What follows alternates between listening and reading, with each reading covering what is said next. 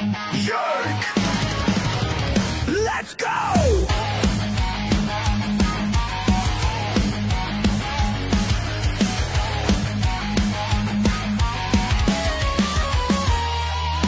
Cam's a shit kicker, 2 bombs in the lead. Soul Dragon Cougar's no time for fatigue. And he's a shit talker, stirring up the show. Never played a shift, but he's ready to go. Welcome into the Candlestick Podcast, episode number 352, baby.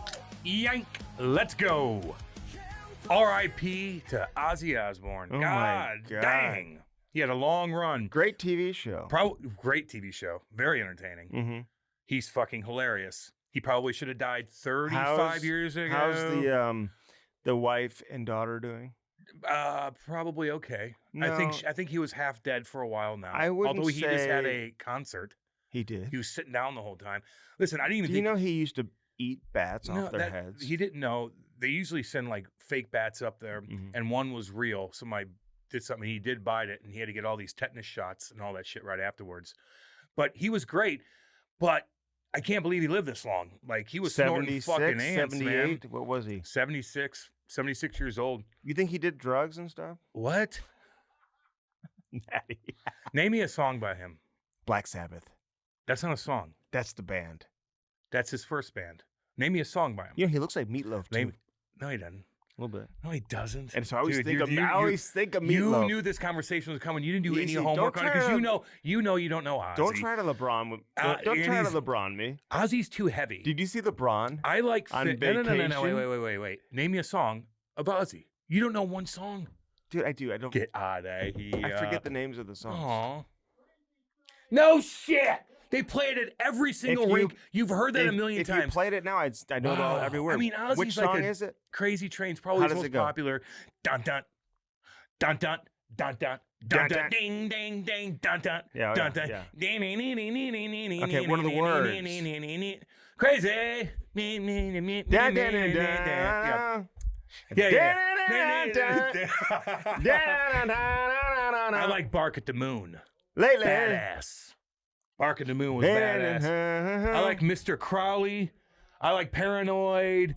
I like Mama, I'm okay, coming okay. home. Oh, that's my song. Damn good. Don't act like I Damn don't good. know. Because when I was gone Black in Sabbath. Canada, I would listen to that knowing I was coming home for Christmas. Like I was Oh, homesick. God. And, my mom was missing me and my dad was missing me. And I would listen to that song coming home and, And I'd you'd cry. play that? Mama, I'm coming. I'd think about being home. Okay, so that's Black Sabbath. Mama, I'm coming home is Ozzy. Oh, there's Ozzy, and then And there's war. Listen, everybody thinks Ozzy's a devil worshiper. No, he's not. He was anti-war. He didn't give a fuck. He was mocking all that stuff in his lyrics. No, he was just a hardcore druggie. I think he's a devil worshiper. No, he's not. It's a stupid thing. What's his? Or like a war. If you really read the lyrics, man, he's hey, not. what's his? He's very clever. What's his net worth? What's he leaving behind? I would say a couple $100 million. So he still You had know. money. Sharon's smart. Remember the dog? She's frugal. Would she shit ran. all over the house and Oh everything. yeah. He's a- Yes, honey. Where's my beer? You drank it, honey. Sharon. Like he would come out of his room and say, Very "Who hot, stole the book?" very No, hot. You are out of your goddamn mind. Hot. Sharon She's Osbourne. a shrewd businesswoman But- that took care of him. Was she on The View?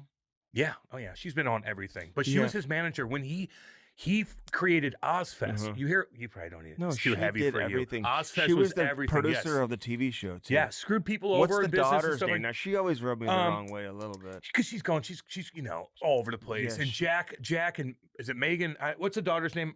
I forgot. She's Megan been on the View. Osbourne? She's been on the View. Yeah. No, but I think there's another Jack daughter. was cool. I think there's another daughter that never got attention. Or, Really? Yeah. You know what? I will Yeah, say that this. doesn't want to be on camera. I and will stuff say like this that, in fairness. which I appreciate. Kelly. Yeah. Yeah. Kelly Osbourne. I will say it can't be easy to be Ozzy's daughter or son or wife. No.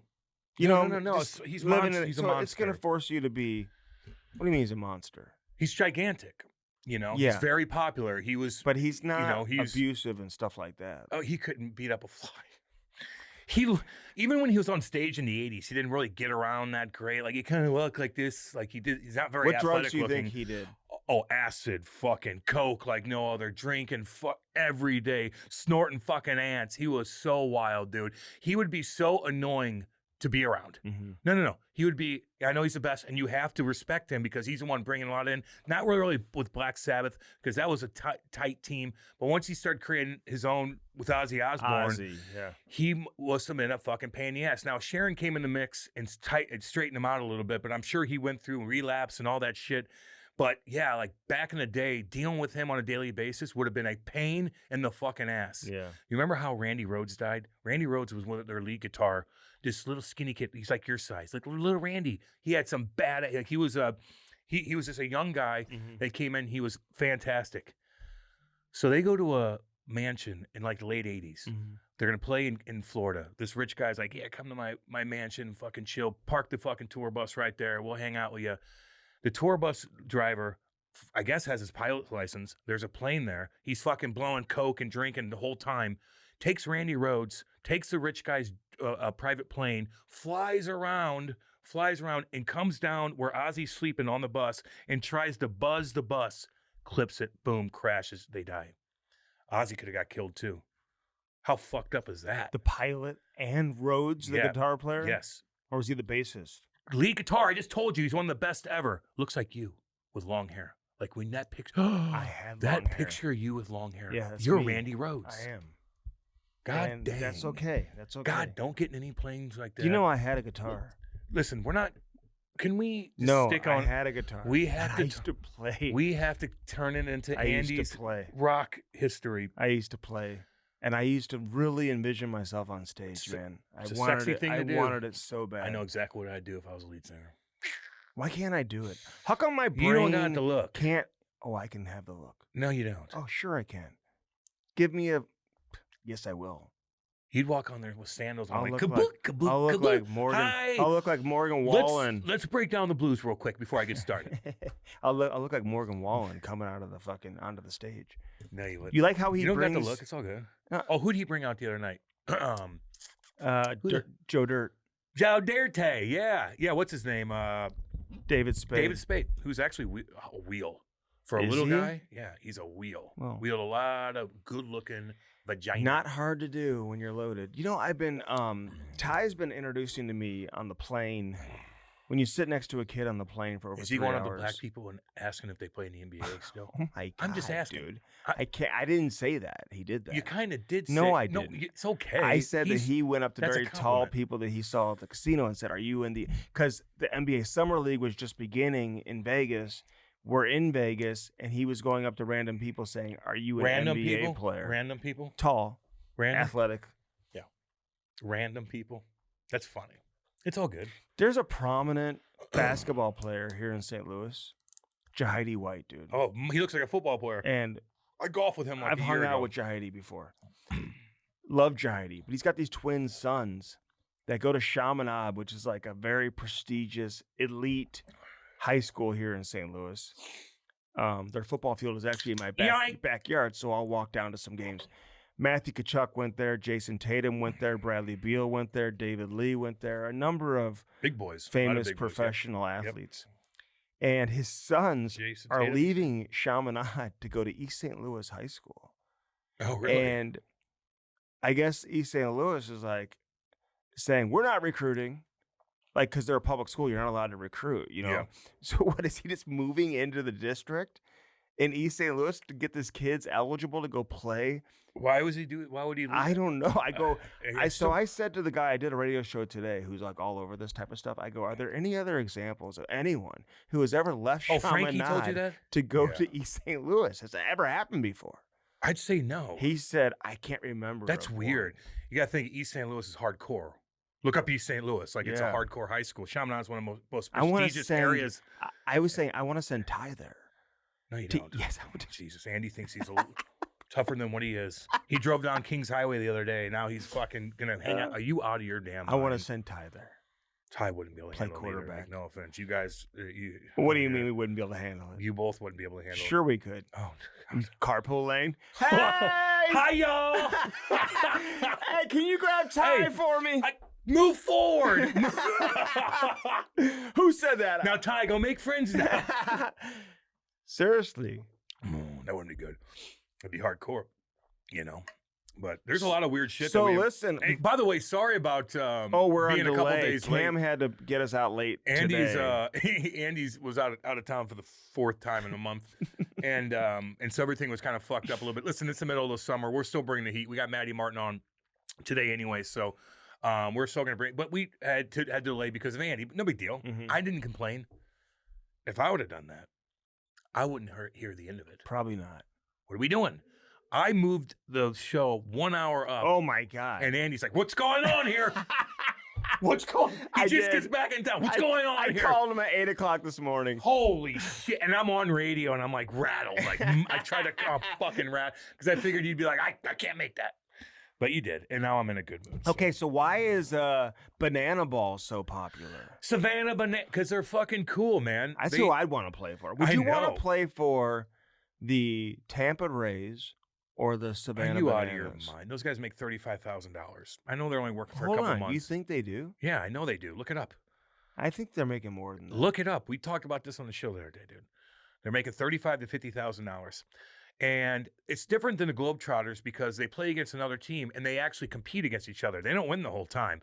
And they're all like handsome. They got good hair. They're wearing like no shirt. They're dancing. They're dancing. They're doing backflips and actually making really cool plays. It's all full of women and children. Like the women are young girls are getting into it. It's really interesting. I think they're making more than that now. I mean, I hope so. Cam, they're like almost So? probably $1 billion enterprise. They're selling out football $1 billion enterprise. The Blues are $1 billion enterprise. Okay, well, focus they're on compared to the Blues. No way yet. Savannah Bananas. They're not that big. They just started in like 2023 and started getting No, going. Now that's they're not big. true. They've been going before that. Since 2000, early 2020 and They've COVID. been a big deal. I think it was for right a after while. COVID. Where they're now For a while. selling out Yankee Stadium, Busch Stadium twice. Fenway. It was so packed. Where'd they go downtown. to the big college football stadium? That was They went to, yeah, you're right. They sold out a college football stadium. They're selling out Busch Stadium 2 days in a row. like selling out. But they're interesting. At the beginning when I saw them, like, this is fucking embarrassing. Like, what are these guys doing? They're not, that's what they, I was like, how does that make you better to try to keep I going would in the say pipeline? the Globetrotters were bigger because you knew all the characters on the Globetrotters. I did. You didn't just know knew who like of them. Harry Neal was, or Yeah, no, I didn't get I into probably just butchered his name. Yeah, you don't even know. No, Curly Neal. Just like Curly Neal. just like Brittany Hicks, 4-time WNBA fucking All-Star. Hey, Brittany Hicks, I was like, my favorite. but why in that setting? Why would you think So that he's fucking making up funny. the name? You're just like, It's just funny how, well, Brittany, I know her. No, you don't. further don't. proof nobody knows who any WNBA Fucking players are. hilarious. They're gonna go through a CBA negotiation, They want more money. and they deserve more money. And I think they opted out. I think it was, or I don't know how that works, Andy. I think their CBA was up in a couple of years, but now they know that they're trending in a way different. Yeah. They're making money. How They're not much making should money. they get paid? I think they should get the revenue share of 50%. Now you can look at the revenue. Share. They're losing tens of millions of dollars every year. No shit, but I think it's different now. I think they're starting We'll to make see. a little bit of money. Let's I don't know. see. Let's But see what the they get a revenues are. 9%. This is what they're complaining about. I You don't know give who's a making fuck. money? I can look it up right You know now. who's making money? The NBA. The Indiana Fever. They might be making And maybe money. Angel Reese's team. Do they sell out every game? I think they're more popular than you think. Caitlin, every team sells out one game a year, and that's the game that Caitlin comes. Dude, I see them everywhere, all over the place. It's all over. Fucking all Listen. over. Way more than hockey is. Okay, I'll tell you that right now. you're right. And it might fucking pass up the NHL if Do you you don't know- fucking do something. do you How's the WNBA Who's gonna pass more up? popular, Caitlin Clark. Caitlin Clark Or or Sydney- Conor McDavid? Caitlin Clark. By 50,000 miles. She's one of the most popular athletes in the world right now. Who's more popular? In the world. Who- She's more popular than all the NBA guys. Asia Wilson? Than Conor McDavid? No. I think Connor's way more Have popular. you seen Asia's She's probably up there. post moves? No. Have you seen her? 'Cause no have one you really- seen her I don't put watch the ball on the I don't floor? watch the game because Have you it's still seen her go to her right, it's go to still- her left? She's still got a the bad- inside game, the outside game. it's She can beat you still off the a dribble. She bad- can beat you in the It's post. still a terrible product. She keeps Watching plays women's- alive I'm with her sorry. offensive I love- rebounding. I love women. My wife's a woman. My dogs are girl dogs. Mm. Boo Boo was a girl kitty cat. I love women. My mom was a woman. But I don't like watching women's basketball. It is so bad. You don't know the game. Even You Caitlin don't know Clark, to the ins me, and outs is of the not even game. that interesting. She's just, the only interesting thing for me is the drama. It's just the drama and how physical they are. They beat the shit out of each other. And Sophie Cunningham, too. Shane Gillis said that he and Caitlin Clark have a lot in common because they both have nailed a lot of threes. And the Waffle House one, too. Oh my God. So I just don't, it's just the How'd that product's go bad, over? but the drama to How'd me that isn't. go over? His people not Great. No, do people not like it? Well, of course you get the virtue signal. How dare you make fun of the WNBA? Like, we can't do that. You can't make fun of this. You can't. What can you? Can we write it down first and let us know who's able to make I'm fun a of little what? surprised. Listen, they are the projections moving forward. I mean, listen, I will agree with a lot of people who are saying that the WNBA is exploding and it's gotten big. And it's gotten Portnoy's big. all over it. It's gotten big because of the Bird versus Magic factor and Caitlin Clark versus Angel. I like to call her Angel. She'd hang out with you. She'd be like, well, you're she cool. just broke the record for most consecutive games with double-doubles. They lose by 20 points. We don't every need game. I don't want to bore She the rebounds audience, 'cause her a lot own of these, misses. even That's the how Canadian, she gets her the Canadian people rebounds. don't want to hear about Okay, you fucking talking. in fine. WNBA. I brought it up for a little bit. Let's just get off of it. But now There's other cool they things had going they on. had their CBA meetings at the All-Star Weekend, and no one from Caitlin Clark showed up, I guess. And this other woman comes out of the Kelsey stage, Plum. Kelsey See, Plum, that's, who hates Caitlin. You're right. And she's killing Caitlin. And it's like She the only just- reason why you guys even have a case at the bargaining table is because of her. You better hope she shows up or you're There not you getting go. shit. See, when you talk about that stuff, that's interesting. Mhm. You talk about the game in itself, it's not. Never do that. She had a good game. She did this. He just throw the goddamn dude, ball she's got up. great It's touch from terrible. inside 10 But feet. that's Kelsey Plum, Yeah. who's been in the game a while. She's a warrior. Kind of hot. I mean, not that it matters. Oh, my God. Not that it matters. Right? She a nice person, and right now, I think she seems like a jealous person. Mm. Why would you even listen? You need to be united to work on the CBA deal. You have to. You got to be And then united. you go on and you're like, hey, by the way, not to be a tattletale, the Clark team didn't show up in this meeting to wear these. Like, it's just like, you had to do that. You know why she It's didn't show odd. up? She probably had other shit going on. She probably had a schedule that was completely booked the whole All-Star Weekend. Yeah, she probably had a lineup all the way a mile long. Like, to no sign one's autographs. booking you. No shit. They're booking her for everything. Plus, I think she's got a groin injury. Okay, enough about it. No, It's she's all got good. a soft tissue injury that she's dealing with. You know who the most popular guy in the world is right now? Or in North America? What do you think? Or maybe North America and Europe.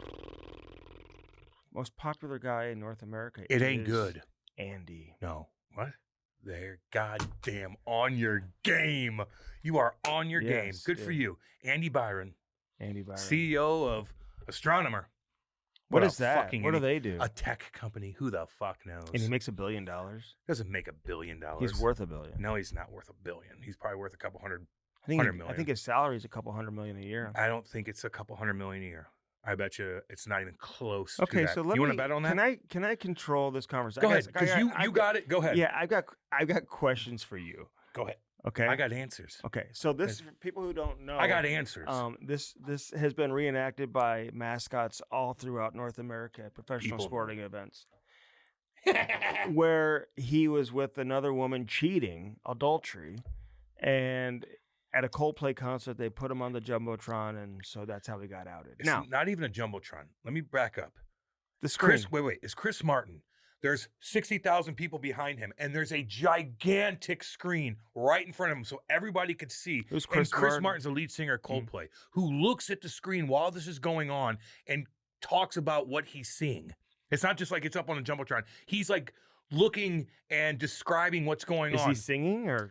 It was This like is half, between it's like songs. in between songs, just like looking at the crowd. So all the attention is Where are they from? Coldplay. England, I think. Okay.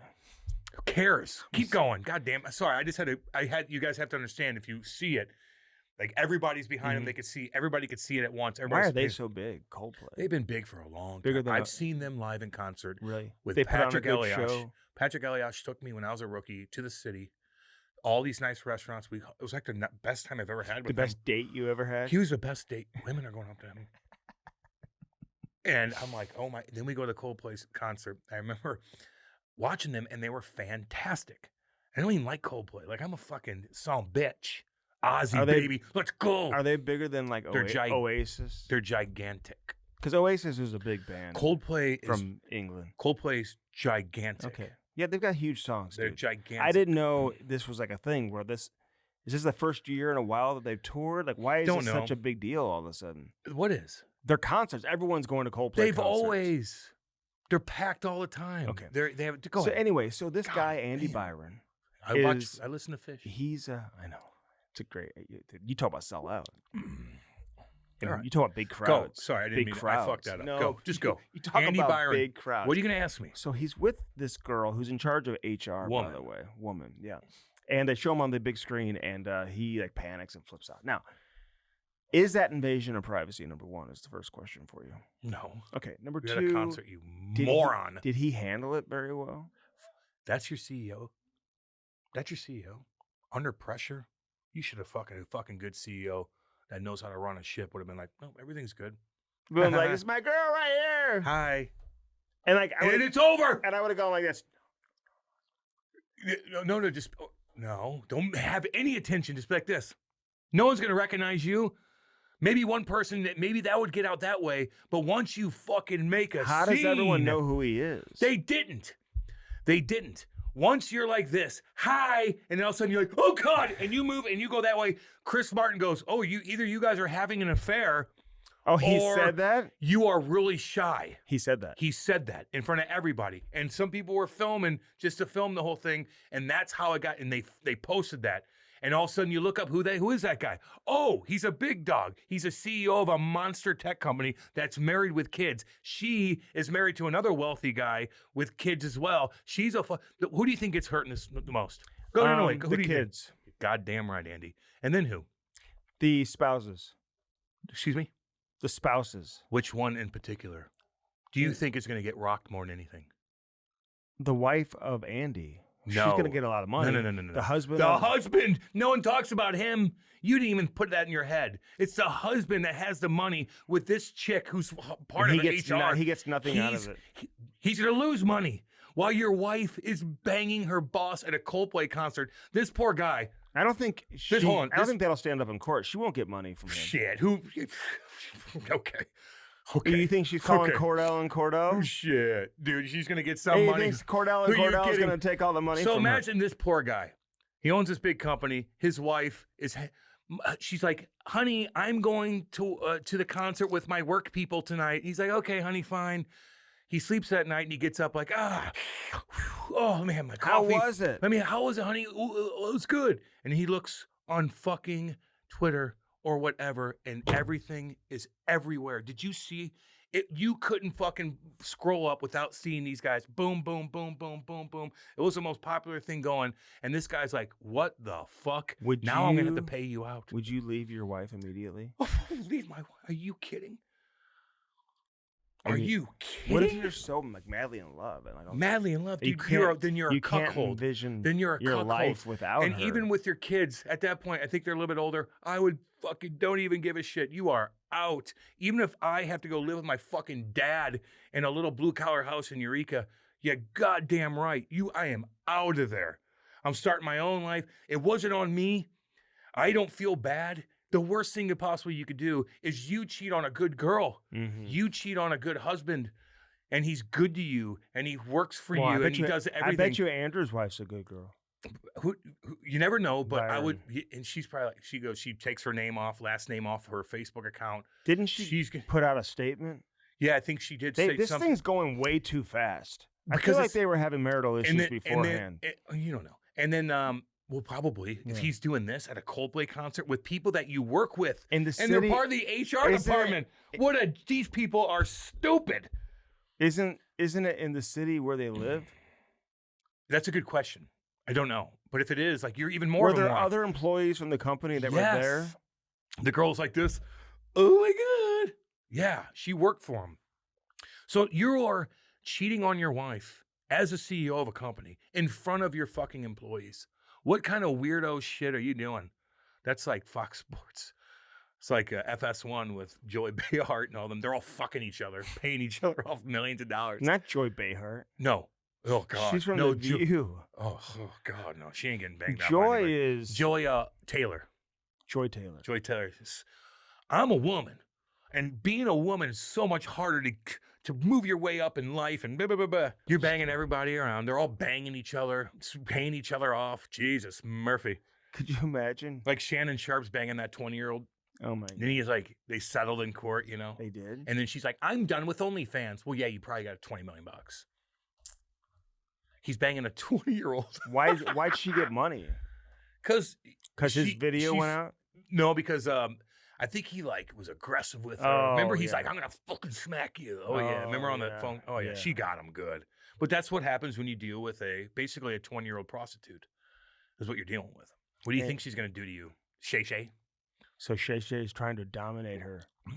Oh yeah, and he's probably got a huge wee wee. Oh my god, he's a monster. That's stereotypical, dude. Well, that's a sometimes stereotype. stereotypes. Or yeah. You familiar with the Jesse Waters story? Jesse Waters. What did he do this time? You know who no, he's he getting. is? Yeah, I do. He's on Fox, handsome guy. He was with Bill O'Reilly back in the day. This is the Waters world, and you're living in it. Yeah, he's annoying. He's annoying. He What is does getting he sued. remind I think you he's of? getting a pretty boy. A pretty boy. Grew He's pretty funny. Grew up wealthy. Don't know that though. Don't know that. But it seem like the way he presents himself, he's just a little fancy, pretty boy. You know, whatever. Mhm. You know what I mean? Like salmon pants. The salmon pants, your collar rolled up. See, I was watching Bill O'Reilly back in the day, the no spin zone, until Bill got fucking weirdo-ville. And Jesse was on there at the end part where he would just go interview people on the beach, and he had his. He's funny. He's fine. Mm-hmm. You know, he's full of shit too, just like a lot of them So are. salmon pants, like woven, like beaded belt type thing. Yeah. What about him? Okay. Are you making a point here? So he, had a wife who was a producer at Fox News, cheated on her with another producer. They all fuck each other. Was it Jennifer Guilfoyle?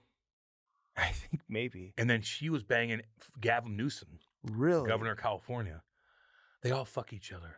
So now he's And then married to this younger The girl. head honcho was She was trying to 20 bang all of them too. She was 26 when he was like cheating on his wife.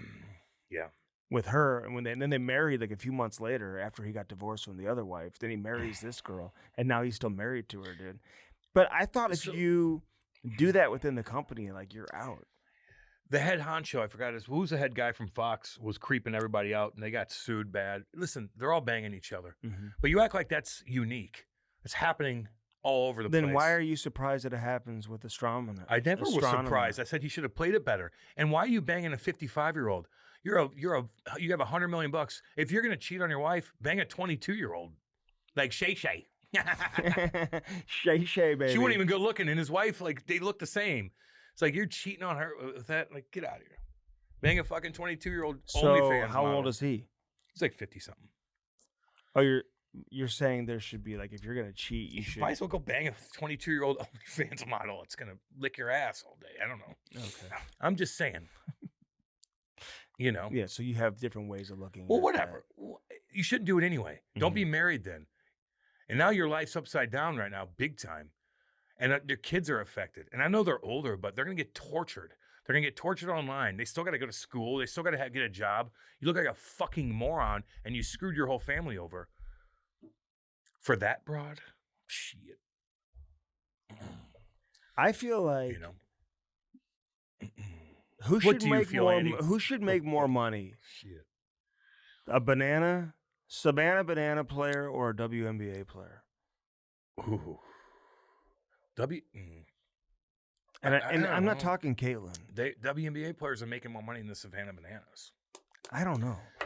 Oh, Jesus. Okay, Andy. I think it's God changed damn it. I just did over that. the last couple of years. Maddie, It's like what? you know how much do stuff they do the in the community and all that stuff? Savannah, They're but they selling out monster get paid. stadiums. Andy, 60 to not. Okay, some make 60,000, some make 35,000 to 50, some make 60, some make up to 90.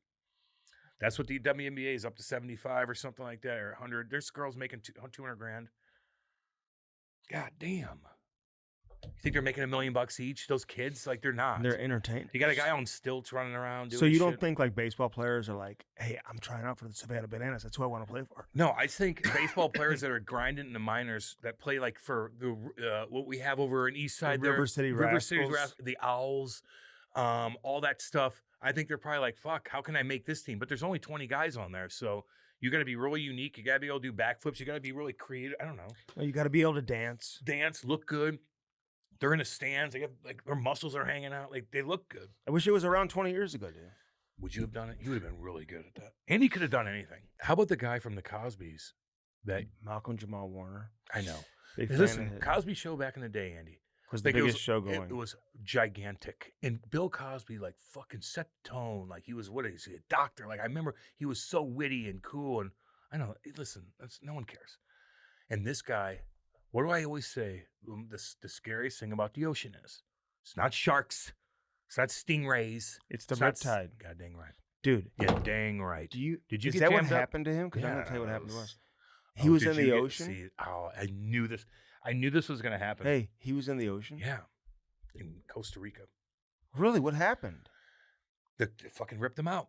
He went out there. Listen. Like he wasn't like he no, didn't. I think he's like a really good dude. He had a lot of stuff going on. Oh, And really? Was he there with his family? Somebody else, I think, died trying to go get him, which is the worst thing.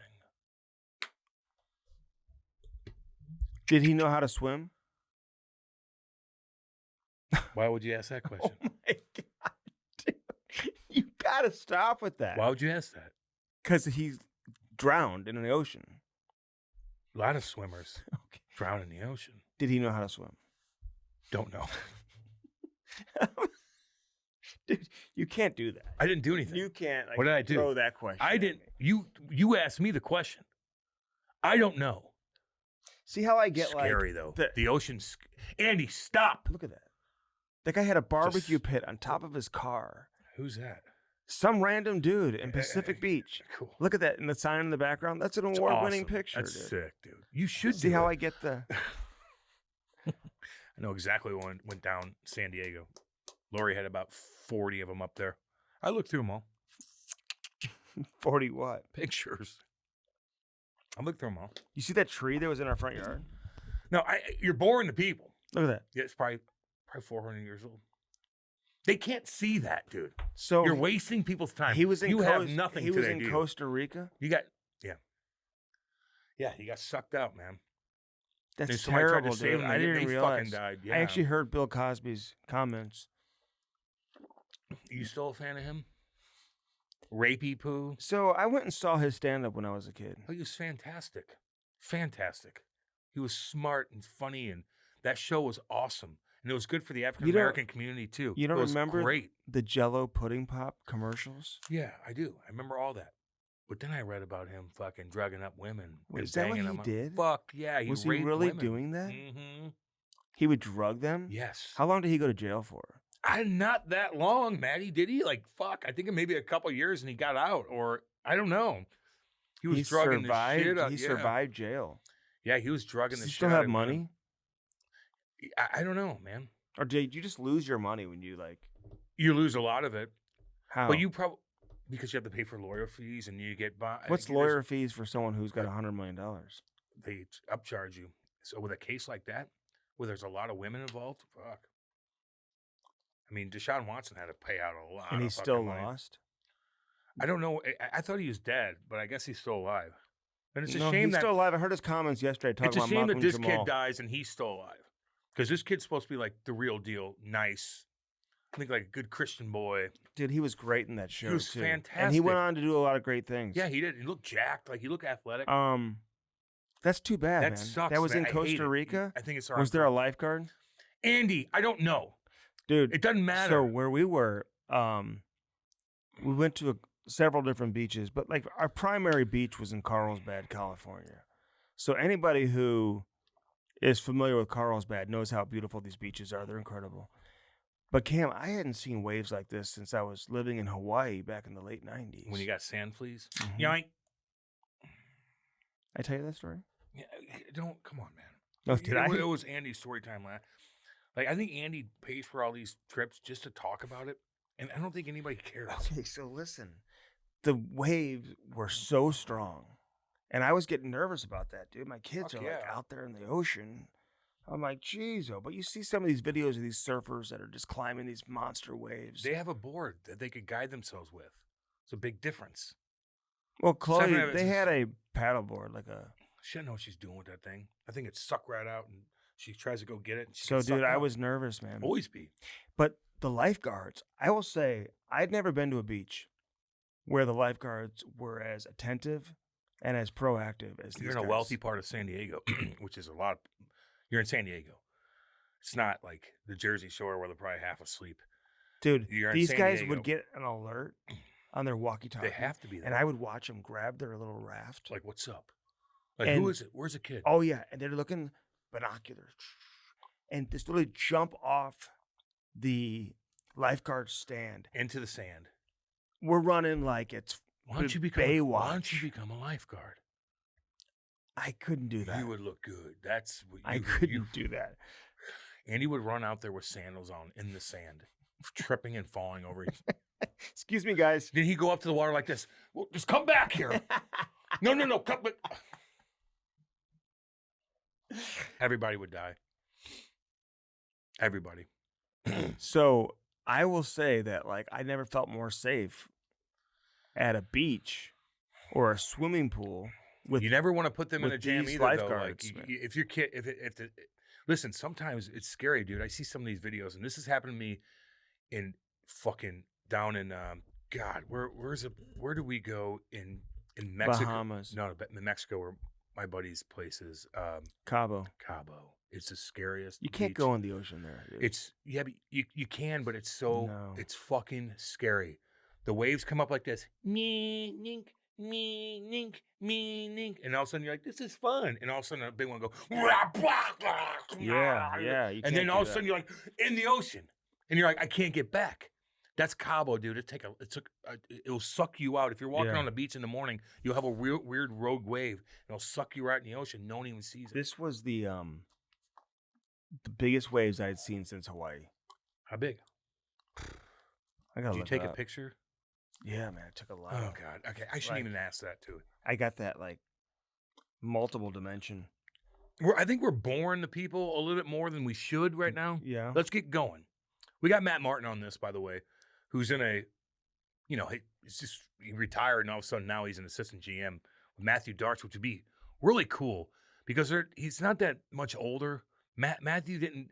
I know he's a little bit older than me, but I play with like it'd be cool to have a GM that's kind of your age like yeah. that. Oh yeah. You know what I mean? Who's in it for the first time? And if for the first time you guys are both like talking together, Yeah. like let's go. Like, yeah. what do you think of this? Like you're bouncing ideas. I would think Steiner has the same type of relationship with different people that he's going to bring in too. No doubt. Guys that you're kind of you're comfortable with. Yeah. You're comfortable saying no. You're comfortable disagreeing. Like Do you that's ever, everything. Do you ever know the player? I don't want to say him by name, but everything when you talk hockey with him, he brings up the negative in the player all the time. It's only about the negative. A lot of them. It's not good. And That's it's all like I hear. when someone is just negative, I don't want to be around this that. guy can't do this. This guy can't do that. And I know you had a really good career, so I don't know what you're comparing everyone to. Like, You gotta be realistic. there's a lot of different types of players that make up a team. Not everyone's going to be the smartest player. Not everyone's going to be the most skilled. Not everyone's going to be shot, the most whatever. dynamic. Not everyone's going to lead the team in scoring. Not everyone's going to be the heaviest. Oh, he sucks. Right. It's like, dude, Wait, what? He made like, a good play on the you wall there. can't- He's got energy. He's hitting guys. Like, what do you mean? I know. Like, that's what I saw. Like, what? He sucks at. Well, maybe he's not good at this, but no, he's a player. Stop being so damn negative. Negative. You got to pump these kids up, man. Like even if they think that they have a little bit of swag to them, there's always that other part where they get down, man. We all get down. I don't care if he walks around like this. No, he's thinking at nighttime when he's not playing well. He's Where down on I himself. know, like, you got to build these guys up. I know certain players who had great careers, who were really good players, who always talk about the positive and how good certain kids are. Yeah. Keith Tkachuk's that way.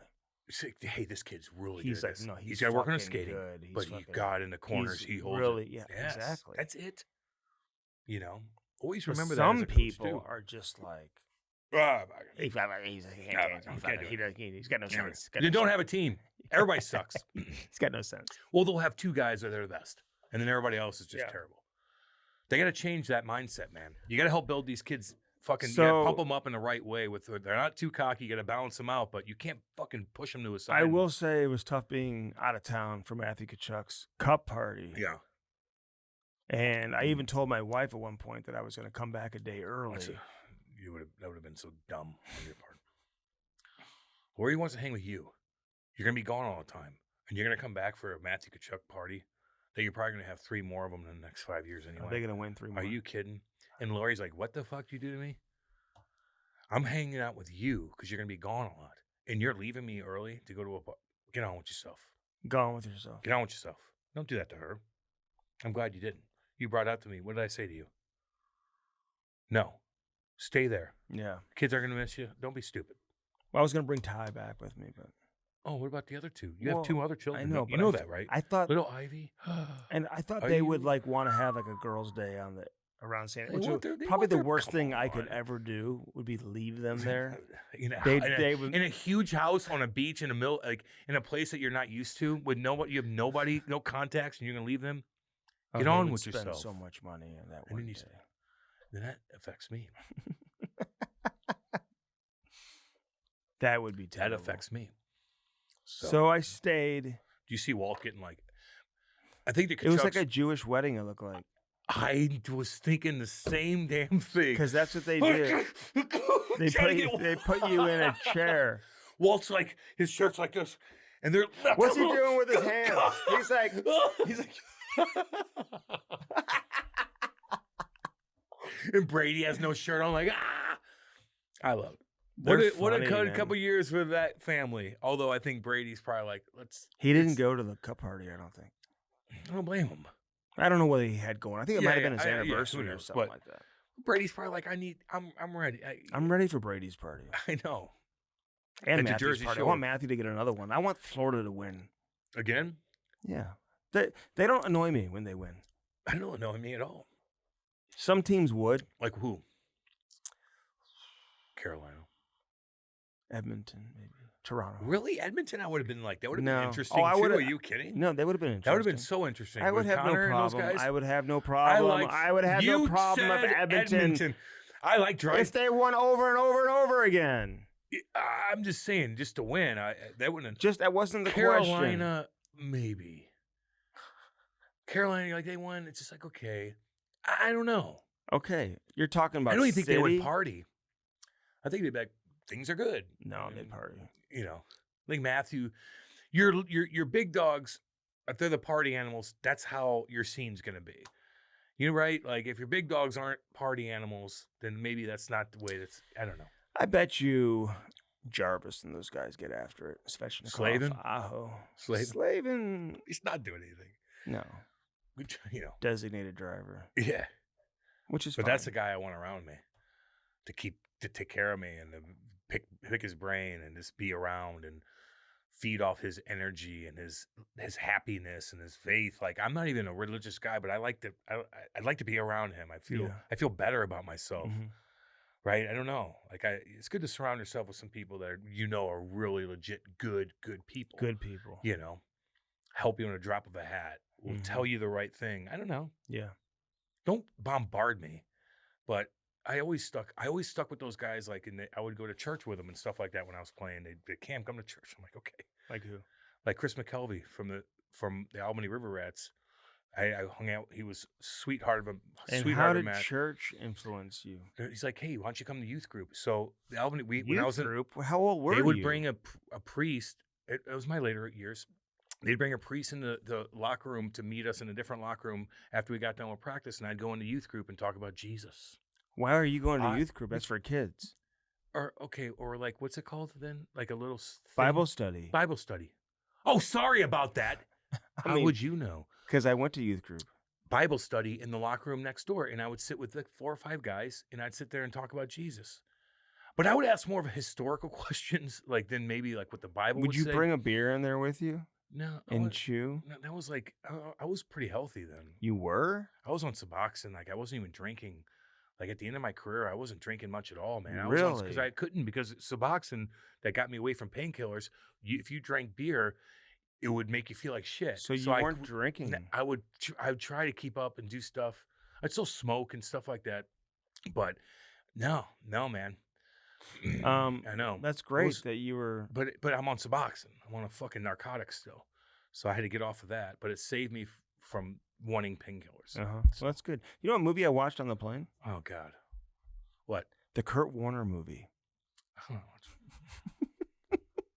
Ty watched Rudy. Oh, did he like it? Loved it. Said it inspired him. Okay. Fucking annoying. I'm sorry. He go, was annoying. To go play quarter, Rudy? Yeah. Why? Come on, boys. He's like how he would have been on the sidelines. If you watch high school football, it's always like the kid on the sidelines that has a jersey and no, he's like sitting there, and he turns around like, "Get up, let's go!" to all the fans like in a high school game, but he never plays. That's the college guy at the end of the bench, who's celebrating every shot. Yeah, and he turns around, he's like the pump up, Yeah, he's like celebrating every shot.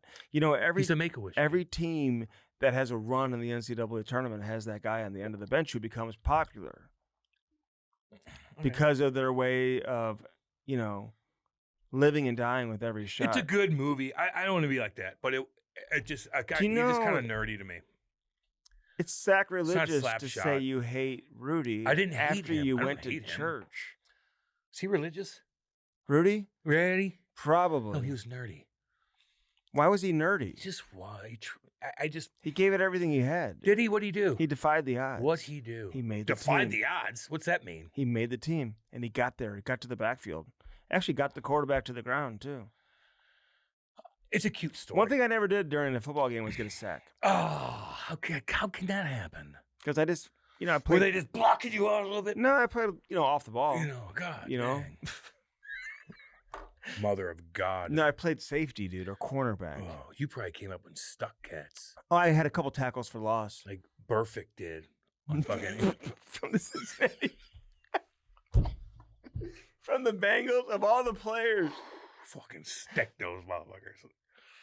Perfect. You hit hard. You hit hard. For my size. You probably got a lot of penalties. Did you go head first a lot too when you stuck them? Like, blop.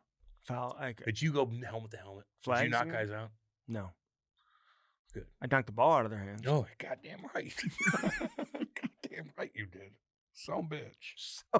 Do you see that motherfucker get sucked into a goddamn MRI machine? Oh my God, I read about this. Jesus Christ, psycho. Did he die? Yeah, of a heart attack the next day. How do his wife? Because it's all magnetic. Do you know that I didn't had know a panic attack? I didn't do my MRI. It's horrible. It's a horrible situation. I go to do my MRI for my back injury that I had. Can I tell the story about this guy that died? They were like, hit the button for panic. I'm like, get me out of here. I can't do it. I can't do it. If you're an athlete, you're going to have to do it and figure it out. Why haven't we invented open MRIs? Don't know. But this bitch, his wife's in there. She's like, hey, me. And he goes in there with a goddamn metal chain on. And he goes in there and sucks him right in. What does that mean? It's magnetic. The MRI machine, it's all magnetic, right, Maddie? I didn't know that either. That's you why can't have any clothes on. I know, or jewelry or Don't anything. You wear like a robe? Yeah, like that little hospital robe. But he had like a big chain. He went in there, got sucked in, killed him. Sucked him into where? The fucking thing, dude. Yeah, but can't you just roll him back out? No. It's so high level, right, Maddie? Like it just straight in. How old is he? Like getting sucked into a plane engine. How old is he? I don't know. Well, she's gonna get rich. Man, maybe. I mean, that's on. But your husband died. Like she's gonna get rich. That's what you think about it. That's what. Isn't that? That's always. You don't think about the family, anything. No, like, I do. It's all about the money. I do think about the family. That's the first thing I was actually. Didn't get rich. Died right in front of her. Like, good God, really weird. So anyway, sorry, am I boring you? Is there something going on? No, I'm just that God rocked damn. me. That rocked me, dude. Fuck. That rocked me. You know that last story. Do you know that the Kurt Warner movie brought me to tears? Good. at the end of the movie, Cam, God. when he was kissing Brenda at the end, and everything they went Did she through. have a mohawk? No. I'm just asking. No. I'm it just- was short hair, but no mohawk. I'm just. But everything that's she a legit. I'm just asking. had gone through, losing her parents in a tornado accident, having the Wait, blind wait, wait. son. I didn't know that. Her She parents Died in a tornado. in a tornado. EF4, Where at? Illinois. Iowa. Really? See, that's interesting. No shit. She's military too, right? Yes, Marine. So they died in the house. Was it a night tornado? I don't know the exact time. Kurt wasn't in the house, and either was Brenda. Wow. I'm gonna look that son bitch up. Okay, so terrible tornado. Look it up. 'cause Wow. it just- Now see, the, that's interesting. The whole to me. neighborhood was devastated. So she has a relationship. The husband takes off when she's pregnant. Military man. She has a blind son who wasn't born blind, but something happened to him, and he became blind. Kicked by a mule. No, the dad, actually, who left, dropped him on his head. Son of a bitch. Interesting. So See that now? Okay. No, she drops him on his head. Are you sure about? Are you exaggerating to make the story better? No. So Okay. then they had another kid too. She did from a previous marriage. So he takes How many on kids this does whole she have? family, dude. He's working at a Hy-Vee grocery store. Yeah. He got cut by the Green Bay Packers, dude. He shows up there. First day on the field. Coach is like, 13, Pop, you're in. They call him Pop because Pop Warner. Pop, you're in. And he goes, Coach, I just got here. I don't know the plays. He's like, what? He's like, I don't know the plays. I just got here today. The guy was like, sent in, Ty Detmer, I think, was the other quarterback. He had him go in and take some reps. Because if you're a 2 or a 3, man, I don't know if you've ever been in a football camp before, Cam. I have, Andy. If you're a 2 or a 3, man, you better take advantage of those reps. You're not getting a ton Just of fucking reps. figure it out. Because the 1s and 2s get everything. Yeah. If you're a 3, You get nothing. you better take your Yeah. rep. Even if you don't know what to do, like You're sitting on the sidelines drawing up plays for them. so the coach calls him into his office that day and said, hey, we're releasing you. You're not ready, blah, blah, blah. And he's like, Coach, you can't release me. I didn't know, blah, blah, blah. Released his ass. He just got there. Didn't get drafted. Green Bay calls, undrafted free agent, goes to camp. So now he's got to go back, works at the Hy-Vee. Which is a grocery store. Hy-Vee grocery store. He's at like a bar or something, and in walks the Iowa Barnstormers Arena Football League owner. It was like, hey, you're Kurt Warner. Because Kurt was a big star because the way he had his senior season at Northern Iowa University. He put on a show his senior season. He was great. So people knew who he was, but he still didn't get drafted. So the Iowa Barnstormer owner, he knew who Kurt Warner was because obviously Northern Iowa University. Said, hey, man, I need a quarterback, blah, blah, blah. Says, here's my card, and leaves a couple $100 with the card and says, come do this. Anyway, he ends up taking the job, takes them to the Arena League championship game, breaks the record for most touchdowns thrown in an Arena League championship game, loses the game, but then the St. Louis Rams called. They wanted to sign him, and Dick Vermeil and everything that went on between he and Dick was just amazing. And they won. And they won. And they could have rookie won again season. besides if Tom Brady didn't figure it out. Well, Again, I think they cheated probably. Tom They Brady, were grabbing Tom Brady, and holding Marshall. That's what Tom you Brady, do. Tom Brady figured it out. But that was the biggest show on turf, man. That was I know exactly where I was when the Rams won. that was Super Tom Bowl. Brady's first ever Super Bowl. Mm-hmm. And he stormed down the field with like 10 seconds left 2 and minutes. figured it or out. some And shit. then Adam Vinatieri hit it. Can you believe that? And then the Rams leave and make If a they- shitstorm. If they You guys don't even realize the shitstorm that Stan Kroenke made in St. Louis. created, They created such a shitstorm. you got think if fucked they over. win that Super Bowl that they ever Mhm. leave? We ask that question all the time. Maybe not. Maybe not, because I think everything crumbled down right after that, and the Rams are so bad for 10 years, and the dome They never sucked. recovered. They never recovered. The dome was gloomy And that's why. gray. Let me just say this: Big deal. everyone for St. Louis. assumes, and you might be right, that like Edmonton's just going to recover from losing the last 2 Stanley Cup There. finals. There it is. You don't know if they will. Now, They may never recover as an organization. yeah, but the Oilers ain't going anywhere, no matter what. I'm just saying. I would say, but the Rams. The Oilers aren't going anywhere until they do. You know what? It's Edmonton. You know what? It's Edmonton. You know what? You might be right on that. What if like? Big oil there. There's still money. What if the owner's like, Winnipeg. I can't make any. I can make 4 times the amount of money if I took this team To Houston? to Houston, to Phoenix, I know. Go back to Arizona where all that coin is too. All those wealthy to people. Phoenix. Although I do hear, and listen, Oilers fans all are not Edmonton gonna be fans, happy with listen, this, and I don't ever no. want this to happen, so don't get mad. Hell I'm just no, saying, man. like, You do not want money that. talks. But It does. what's the wealthiest city in the United States that doesn't have an NHL team? It's Houston. Is it? Sure. All that oil down there? Are you kidding? Yeah, Houston's a top 5 population. See, all like that. San Diego, like I was just in San Diego. The population's not big there. I don't They think. lost their goddamn football I team, remember too. talking to Bill Daly about this a while ago. I don't think San Diego is allowed to have an NHL team because of whatever rule or bylaw that's in place about territory that the Kings and the Ducks own. Okay. So you can't put a team within X number of miles from another NHL What about team. Yeah. Okay. San Diego, I don't think they have enough people. But if I don't think it's that big of a city. I mean, I'm just thinking Edmonton, probably in terms of like city in the NHL, is it probably the smallest market going, Winnipeg, dude. or Winnipeg? Mm-hmm. And then who? Winnipeg, Edmonton. No, would you say Edmonton's number 2 behind Winnipeg? Well, Florida is that a big market? I mean, Miami's a big market. but are you in Miami? I don't know. but it's I'm just saying. it's South Florida. Okay, South Florida's gigantic. Tampa is not too. Carolina. Tampa's huge. They got a baseball and an NFL team. Are you saying Like who's like the Carolina? city that makes the least amount of like money as a city around the city? Carolina, Anaheim. Maybe Edmonton has a shit ton of money. I don't know. They with do. all I with told all you. the oil money over there. That's what I'm saying. Is it Like, popularity? are there wealthy Is it people? Are there population? wealthy people throughout Alberta and throughout Edmonton specifically? Compared to what? Alberta has a shit ton Compared of money. to what? Compared to what? Texas? No. Florida? I guess no. Are you talking about population? Are you talking about like what? I don't know. Carolina probably. Carolina.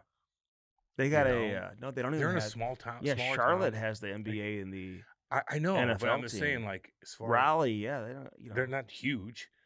You get Washington D.C. money.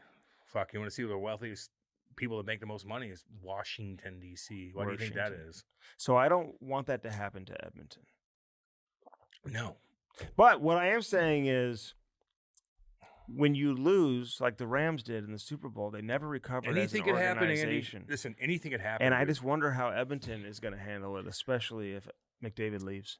Anything can happen. Is Anything can happen. McDavid leaving? I don't know yet, man. I don't know. I don't know how to answer that. I'm not going to give a hot take because I don't know. What's your guess how that plays out? He stays? 4-year deal? Yeah. I Absolutely. have heard from some Absolutely. people who are Absolutely. on the inside and who would know that this has been discussed for several months, course. that McDavid would be taking like a 4-year deal. Yeah. And I think if you're able to make the money that he's able to make, is it that important to take the 8-year deal? Like, you're not looking for guaranteed money. This guy's gonna make hundreds and hundreds and No hundreds doubt. of millions of dollars the rest of his life just by being Conor McDavid. Yeah. Like, when he's done playing, he can do whatever he wants and make millions of dollars. He might own a team. He's going to be in that. Listen, He's it he'll depends. always. It's like Crosby's always gonna make. If Crosby He's ever, going to be owner. if Crosby's like, shit, man, I need to make $10 million next year somewhere. He can go grind it out and go But make like it. that's the upper echelon of guys are part owner, and then you got the Yeah. bottom was going to be a GM, and then you got the coaching, and then you got the scouts, and then like those are owners. Mhm. He's going to be part owner of the Edmonton Oilers and walk around and do whatever the fuck he wants. Although Jonathan Taves, did you see his commercial for his free truck that he got? Yeah, I did. What? He had like no. It's terrible. I He's saw like, that. Hey, hi guys. I'm Jonathan Taves. I'm with Winnipeg. Check out my truck from check- Beaver Toyota. Why do that?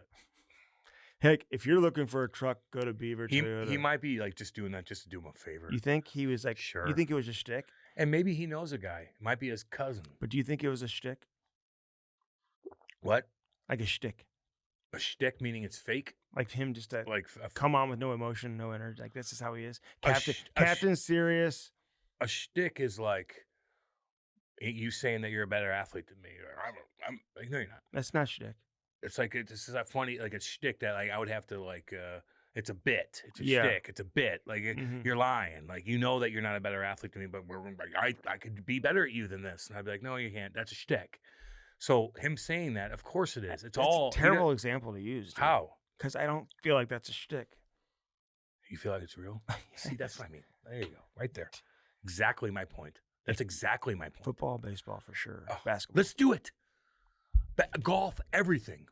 Everything. Run, jump, anything. Throw the ball. Be as a pitcher, as a hitter, as an outfielder, as an infielder. I'll do that. As golf all day long. We'll film everything. All right. We'll fucking throw the football around. We'll do the Oklahoma, you son of a bitch. Oh my God, the Oklahoma drill. We'll do it.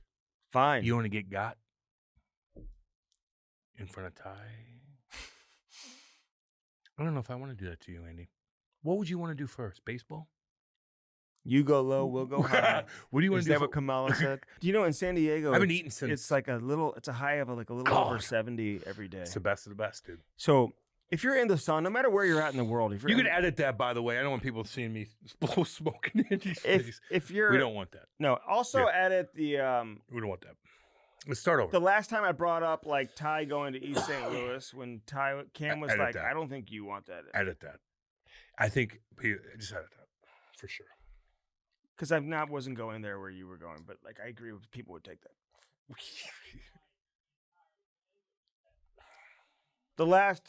Not the last, but the time I mentioned when Cam was like, I don't think you want to be saying that. It's ridiculous. It is 100,000. But the carpool you thing think was fucking hilarious. Lori and her fucking family would want Ty to go to? Are you out? If he of was your, a big time football player, but he's not.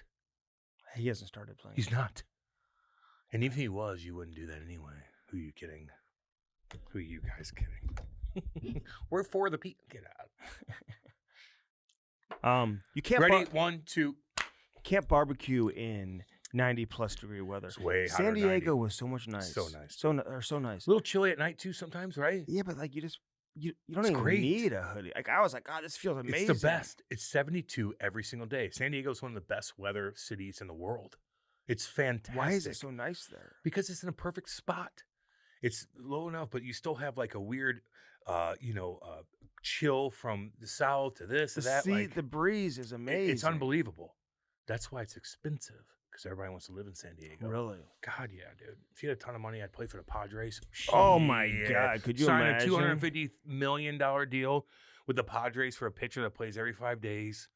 You're just fucking chilling. Imagine being a pitcher, young pitcher, stud, handsome, fucking sign a monster deal or whatever the case is. You're single. You're playing every 5 fucking games. You're on the road everywhere, creeping, doing it. Like, good God. You're in San Diego looking over the beautiful view, 72 degrees, women everywhere. Get on with yourself. Do you think there's any way that Andy guy recovers? Like, could he get another job somewhere? Yeah. Everybody can recover. Everybody will get a second chance. And maybe there's Matt something. Lauer never really did. What was he? Was he creeping? He was creeping? canceled. Listen, was he creeping? I think he was He kinda touchy-feely. Did No, wait, what there's Jesse a big difference. Waters did. He had a lot. What did Jesse do? Did he touchy-feely? Banged his producer. No. There's a difference between harassing somebody and having a relationship that's inappropriate. There's a big difference. Do you get that? Yeah. Like I think Matt Lauer is fucking creeping women out and taking advantage of them and stuff I like think that. he was doing that. Where Jesse Waters is banging the people, which is not good anyway, but there's a difference. Like, should even this guy get fired from CEO for having infidelity? If your CEO with the head of HR. is bringing HR out to a concert and like schmoozing like that, you are a He moron. resigned like the next day. You're a moron. I would need more time. I'd be like, I don't know if I'm going to 'cause resign he yet. would have got the board would have fired him. You get that? He just resigned to save face. The board's going to fire you. So you know think the there's game. somebody else that's capable in that company to like take over? They have a board. Yeah. Just like anything else that they vote on. He can't just control everything. They voted him in as being a CEO, but they could vote him out too. You know what I mean? So they're like, either you leave or we're firing you, and you want to get fired. Yeah. Obviously, everybody's gonna be like, "You're the shit." It's kind of sad. No, it's not. It's stupid. Yeah, but the families are The kids are destroyed. older. I feel bad for the other guy, but although he's a very wealthy guy too, but like it's just you guys look. You may have stupid. did him a favor. You look stupid. You just look dumb. He looked dumb. And you know what? If his wife is a sweet woman, listen, you never know. Okay? Like you never know. They could hate each other and they're staying together. Like, Right. okay. But if she's a sweet woman to you and she fucking does everything and she Takes care helps of you, and while she- you're she- at the Coldplay concert, she's unconditional doing shit love for you. unconditional love for you, Mhm. and you fucking cheat on her with another 50-year-old woman, you're out of your fucking mind. With any woman, a good woman like that was by your side, maybe when you were young and you didn't have anything going on, and all of a sudden you get big and you fucking fuck around on her. Are you and surprised a woman would do that to another woman? Karma gets you. Women hate each other. What are you talking about? Look at the WNBA. What are you talking about, Andy? Karma gets you. It does when you do that shit. If you got a good woman at home, man, and she's doing everything at the house, and she loves you, and she does this, and she helps with the kids, and she's not cheating on you, she's not spending all your money or anything like that, and you go out and fuck around like that, karma will get you. Thought the Megan Rapinoe joke crossed the line. Oh man, I don't even remember what that was. The joke was from Shane Gillis. That's my boy. I He told you he's said funny. Megan Rapinoe wasn't able to attend tonight. Nice. He goes, "What? Are we gonna act like she's a good time or something?" Yeah, because everybody got she's mad. so fun. Megan Rapinoe. Good lord, Shane Gillis is good. I told you. You I don't asked me think why. his delivery is great. No, because he's kind of normal, and people can criticize him. It's like too. he needs practice still. I feel like, but he's good. That's he's his funny. shtick. No. But just like Theo Vaughn has a different shtick. Shane Gillis has a different shtick than Aries Spears. Shane Gillis will be like, da-da-da-da. I didn't write that. Oh, you didn't like that? Oh, okay. That's just part of his joke. He's not like a... He's like, San Diego Padres are here. Hell yeah, hell yeah. He kept saying that over and over. It was like a crutch or something. No. He's like, how about the Yankees? Hell yeah. Because there's a reason for it. Everything's for Hell a yeah. reason. Trust Hell me. yeah. Everything's for a reason. Hell yeah. He called out the one flamboyant basketball player. Yeah, goes, he did. Hey, girl. Why did he do that? Because he's like Towns. flamboyant. I never heard that about. Yeah, I didn't know either. His name's Cat. I didn't know either until I asked people on the radio. Yeah, They're well, like, I didn't. That's the one joke I didn't understand. He's flamboyant, like he's gay. Is and he? That's I don't. His know. mom died of COVID. Okay. Very sad story. Okay. Don't get me emotional like I did with the Kurt Warner movie. Why don't you put a mask on? Do you know at the airport you don't have to take your shoes off? I heard that. Good. It's quite amazing. 9/11 fucked us up so goddamn bad. It slowed this country down, man. The world. Not only the world. slowed the world down, so did COVID. The two biggest things in our lifetime that happened were 9/11 and fucking What's COVID. the third? Cold War. Oh, the Your war. lifetime. That was our lifetime. Okay, well.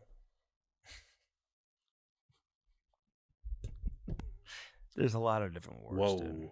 That war that we Desert wasted. Storm. Shit kicked. Gone.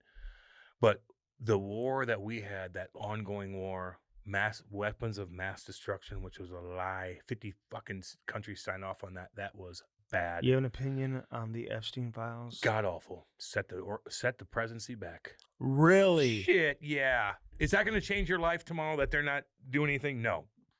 Or is it groceries better? Yeah. Gas prices down? Yes. The border secure? Yes. Are they too aggressive with Alligator Alley? Don't care about that. That's where a detention center. What do you think Obama did? What do you think Obama did? What? You think they were in fucking same thing? This is actually way nicer. Way nicer. Obama? There has to be detention centers where you have to put these people. Fine. It doesn't bother me. But the Epstein, where you promised, and Pam Bondi and Dan Bongino and Cash Patel, who's a hockey fan, looked stupid. That set this whole thing back 100%. It just shows that it's so shady. Everything's shady. It is. And you should know that anyway. I already know that. So, but- Cash Patel, what's his... Listen, head of FBI. Dan Bongino, he used to work for Obama, CIO and that stuff. And so, they promised, Pam Bondi promised everything, and it's right here in front of us. And it wasn't. And Trump looks stupid. The whole presidency looks stupid. It just does. But there's good things So you going. think they should release it? Obviously, he must be There's on a there. reason. Didn't he make a comment saying, hey, they lied about... It's not about him being on there. Listen, everybody hung out with Jeffrey Epstein. They all did. All billionaires, they're at parties together doing this, doing that. If you were on his jet to go into different places around the world, okay. Did you go to the island? Mm-hmm. But that's like saying you went to a Diddy party. Doesn't mean you did anything crazy. But did Diddy have a private island that he did it Is on? he getting out? Listen, are you asking me about this or that? Like, Go what are we ahead. doing? Go ahead. Am I not? Am The I private, boring? no, the private island. I look at you. Asked me about Yeah, this. no, And I I'm know. telling you, you hate. Go ahead. You talk. No, then. go ahead. Talk about what Ty do on the beach. Anyway, but do you go to the island? Mhm. But I think it's just so much more. I think Israel has something to do with it. I think Israel? Israel, yeah. Really? Mossad, you know what that is? I think there's a lot of corruption. I think they have a lot of people. I think that if you let it all out, there's so many big companies that would be involved that it would crumble our it would crumble our economy a bit. So I think they're just Oh, holding us in- really? So Yeah, it's protecting the country. Then Yeah, why but do you it's- say it set the presidency back? it just did because they look stupid. That's why. Trump looks stupid. Okay, so here's my Pam Bondi question. looks Can the stupid. next president all of a sudden reverse it? They would have. Why didn't Biden do it? They had it right in front of them too. Could the next president reverse Sure. it? It would have to be a rogue politician that doesn't give a fuck, that's not all the way in yet, that just releases it and gets, because you never know, you might die. They might fucking kill you. They already tried to kill Trump twice. All these girls that are coming out, fucking, some of them are dying anyway. Like, it's shady as hell. It looked bad. You promised everybody about the Epstein. You did all your other promises are going pretty good. Like, okay, you want to fucking say, but this was bad. So, anyway, it's a black eye on what his career would look like. Really? For sure. I think so. That's interesting. So, anyway. What What do you was think, the- Maddie? what was Maddie, the- why don't you come in here and talk to me what so I was- could talk to somebody that knows what the fuck they're talking about? What was the Seriously. What was the other thing I just brought up to you? Jesus. The other one. And, for Diddy, Yeah. I don't know. He might- October 3rd, he gets sentenced. I don't know. How long is he getting out?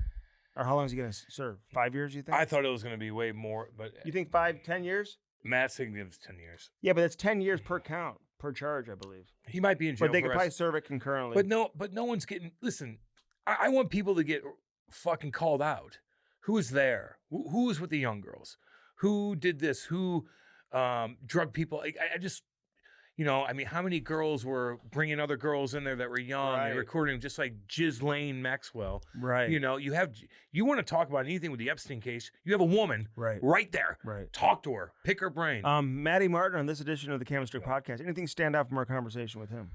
He's got a lot of work to do, baby. You get thrown right in the mix like that. You Yeah, got to he's pick in his a great brain. He's in a spot. great spot. He earned a respect out of New York. He did, man. He played almost Big 1,000 time. games. He's a dude. leader of that team. He's a warrior. He's a sweet guy.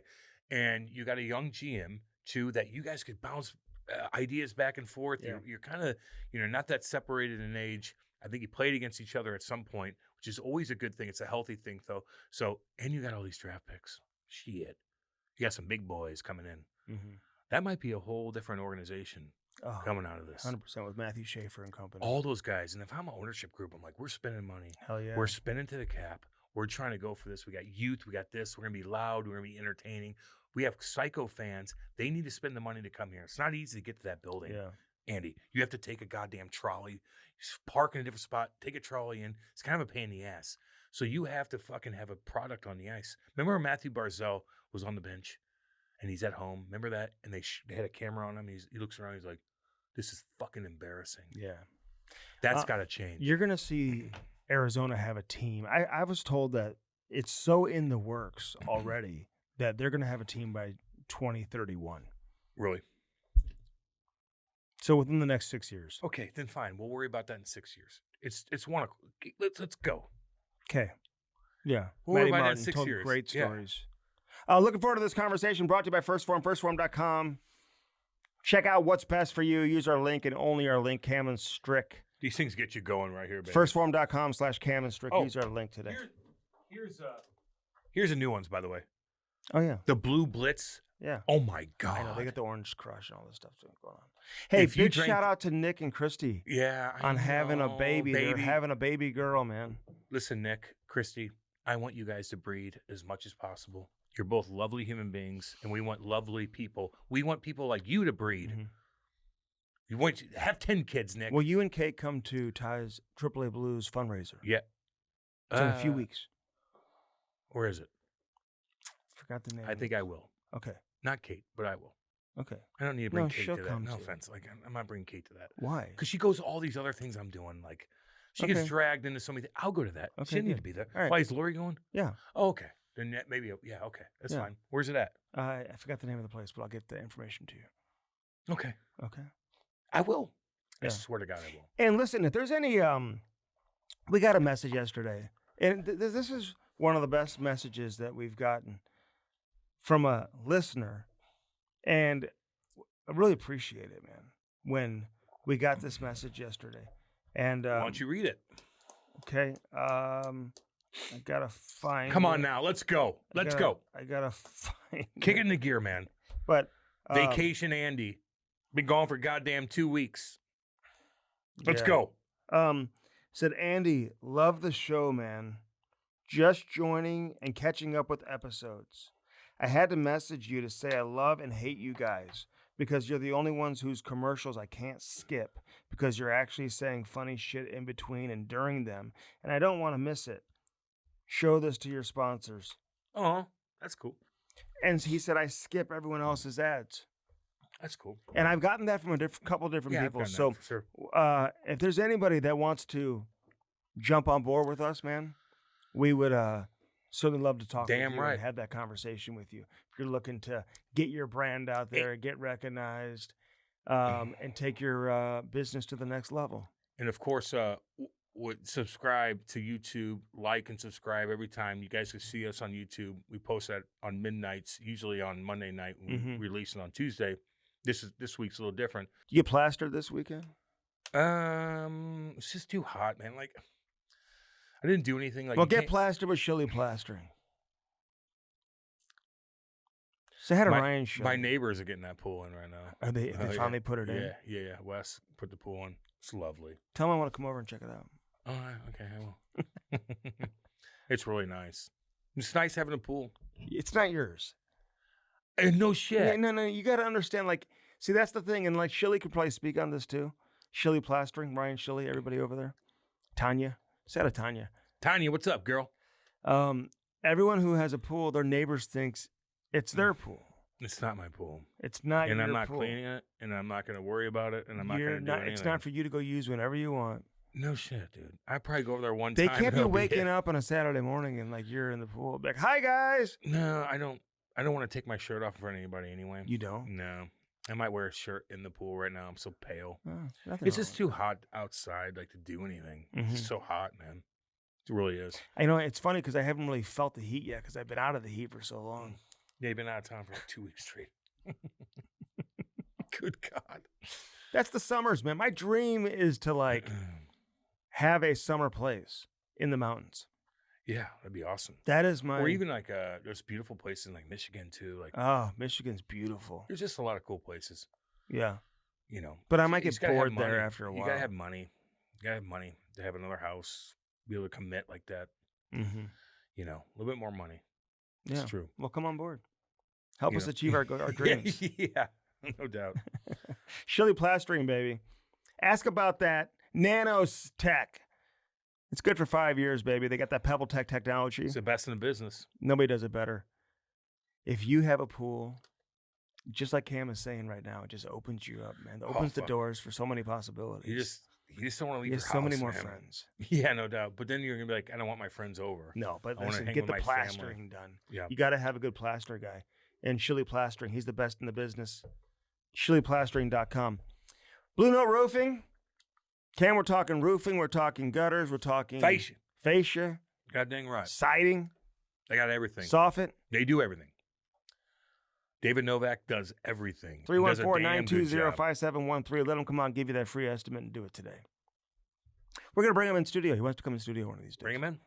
314-920-5713 for Shilly Plastering. He actually gave me a sign. I'm going to bring it in. We're going to have it Yeah, hanging put it up right there. Yeah. Take that tree out. Blue Note Roofing, baby. Give David a call today. Look at these jerseys, man. I love these things so much. JerseyGenerator.com. Jersey Generator, baby. These are really nice. It's hard to duplicate our little what would you call The this? caricature. The caricature. And he did a great job. We had a lot of people try to do that. and it didn't Fantastic work. job.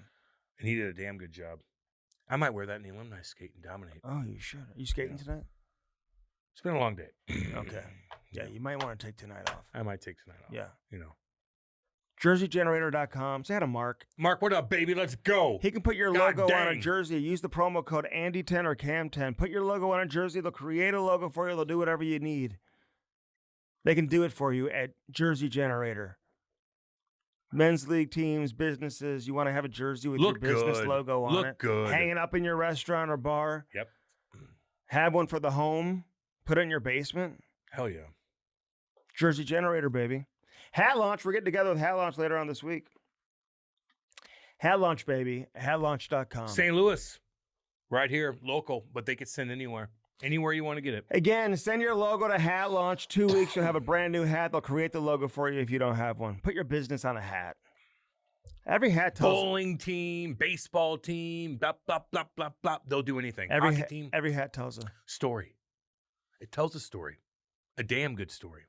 Sometimes a little dramatic, no big deal, but it tells a story. Sometimes the story's gonna be longer than Sometimes the others. story's going to be long and boring, like you know who, but it's a story, Mhm. you know, Yeah. so. But Who's Hat the best storyteller you know? not you. Chaser's pretty goddamn Chaser's good. a good I mean, storyteller. goddamn.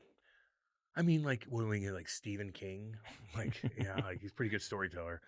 Although he's a weirdo. Do you think now. he's He's a crazy? fucking weirdo. Well, how could you not be? Him and Howard Stern, all those guys I liked when I was Oh, you don't young. like Howard anymore? Fuck no, that Still pussy does boy. good interviews and stuff. He's whatever.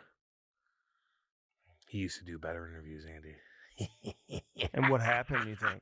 Came a pussy. He sold out for the He money? should have just quit on top, but he sold out for money. He sits with his mask on in his Hampton house. He Yeah, does? pussy. He wears a mask at his Fucking house? pussy. He's a weird hypochondriac. I don't know if you can say all I that. just did. Everything that he was against, he is. Like if he would have, like if his younger self would see how he is now, he would bash him beyond belief. Bash him in every way possible. Well, if the Stern Show needs new hats, check out Hat Launch. You know. They'll have them back It's all for you good. in 2 weeks. Oh yeah. Real quick. America's #1 source for customized hats is Hat launch, baby. Let's go. True Float. Love my friends at True Float. Now they may not be happy with what you said about Edmonton leaving the No, I Edmonton know. area, Yeah. but You said it. I'm just saying. You said well, it. we both said. But there's shit kickers up there, man. I don't want them leaving. Are you No. kidding? And if you're on the river this week in Missouri, which there's ton, dude, it'll be so packed. And you have to have a nice cooler that could fall out of the boat, that could fall out of your truck, and nothing happens. Like these things are badass, Mm-hmm. and they look good. They could put your little print on whatever you want to do. They put our caricature on there. Looks awesome. Mm-hmm. They got really, really good coolers and chairs that are heated, just so you know. Yeah, but you don't need the heated chairs right now. But you can still sit in the chairs. You just plug them in once you get to fire Yeah. season. Yeah, they're not automatically heated. No, I think people know that. but the coolers are incredible. They have all different sizes. You can put your logo, Cold your beer. brand on the cooler. Cold beer. Listen, when you're a beer drinker like I am, It's gotta be cold. it's got to be god dang cold. Ice cold. It tastes so much better when it's cold. What if it's not? It tastes like shit, Yeah. and I don't like it, and it puts you in a bad mood. Mm-hmm.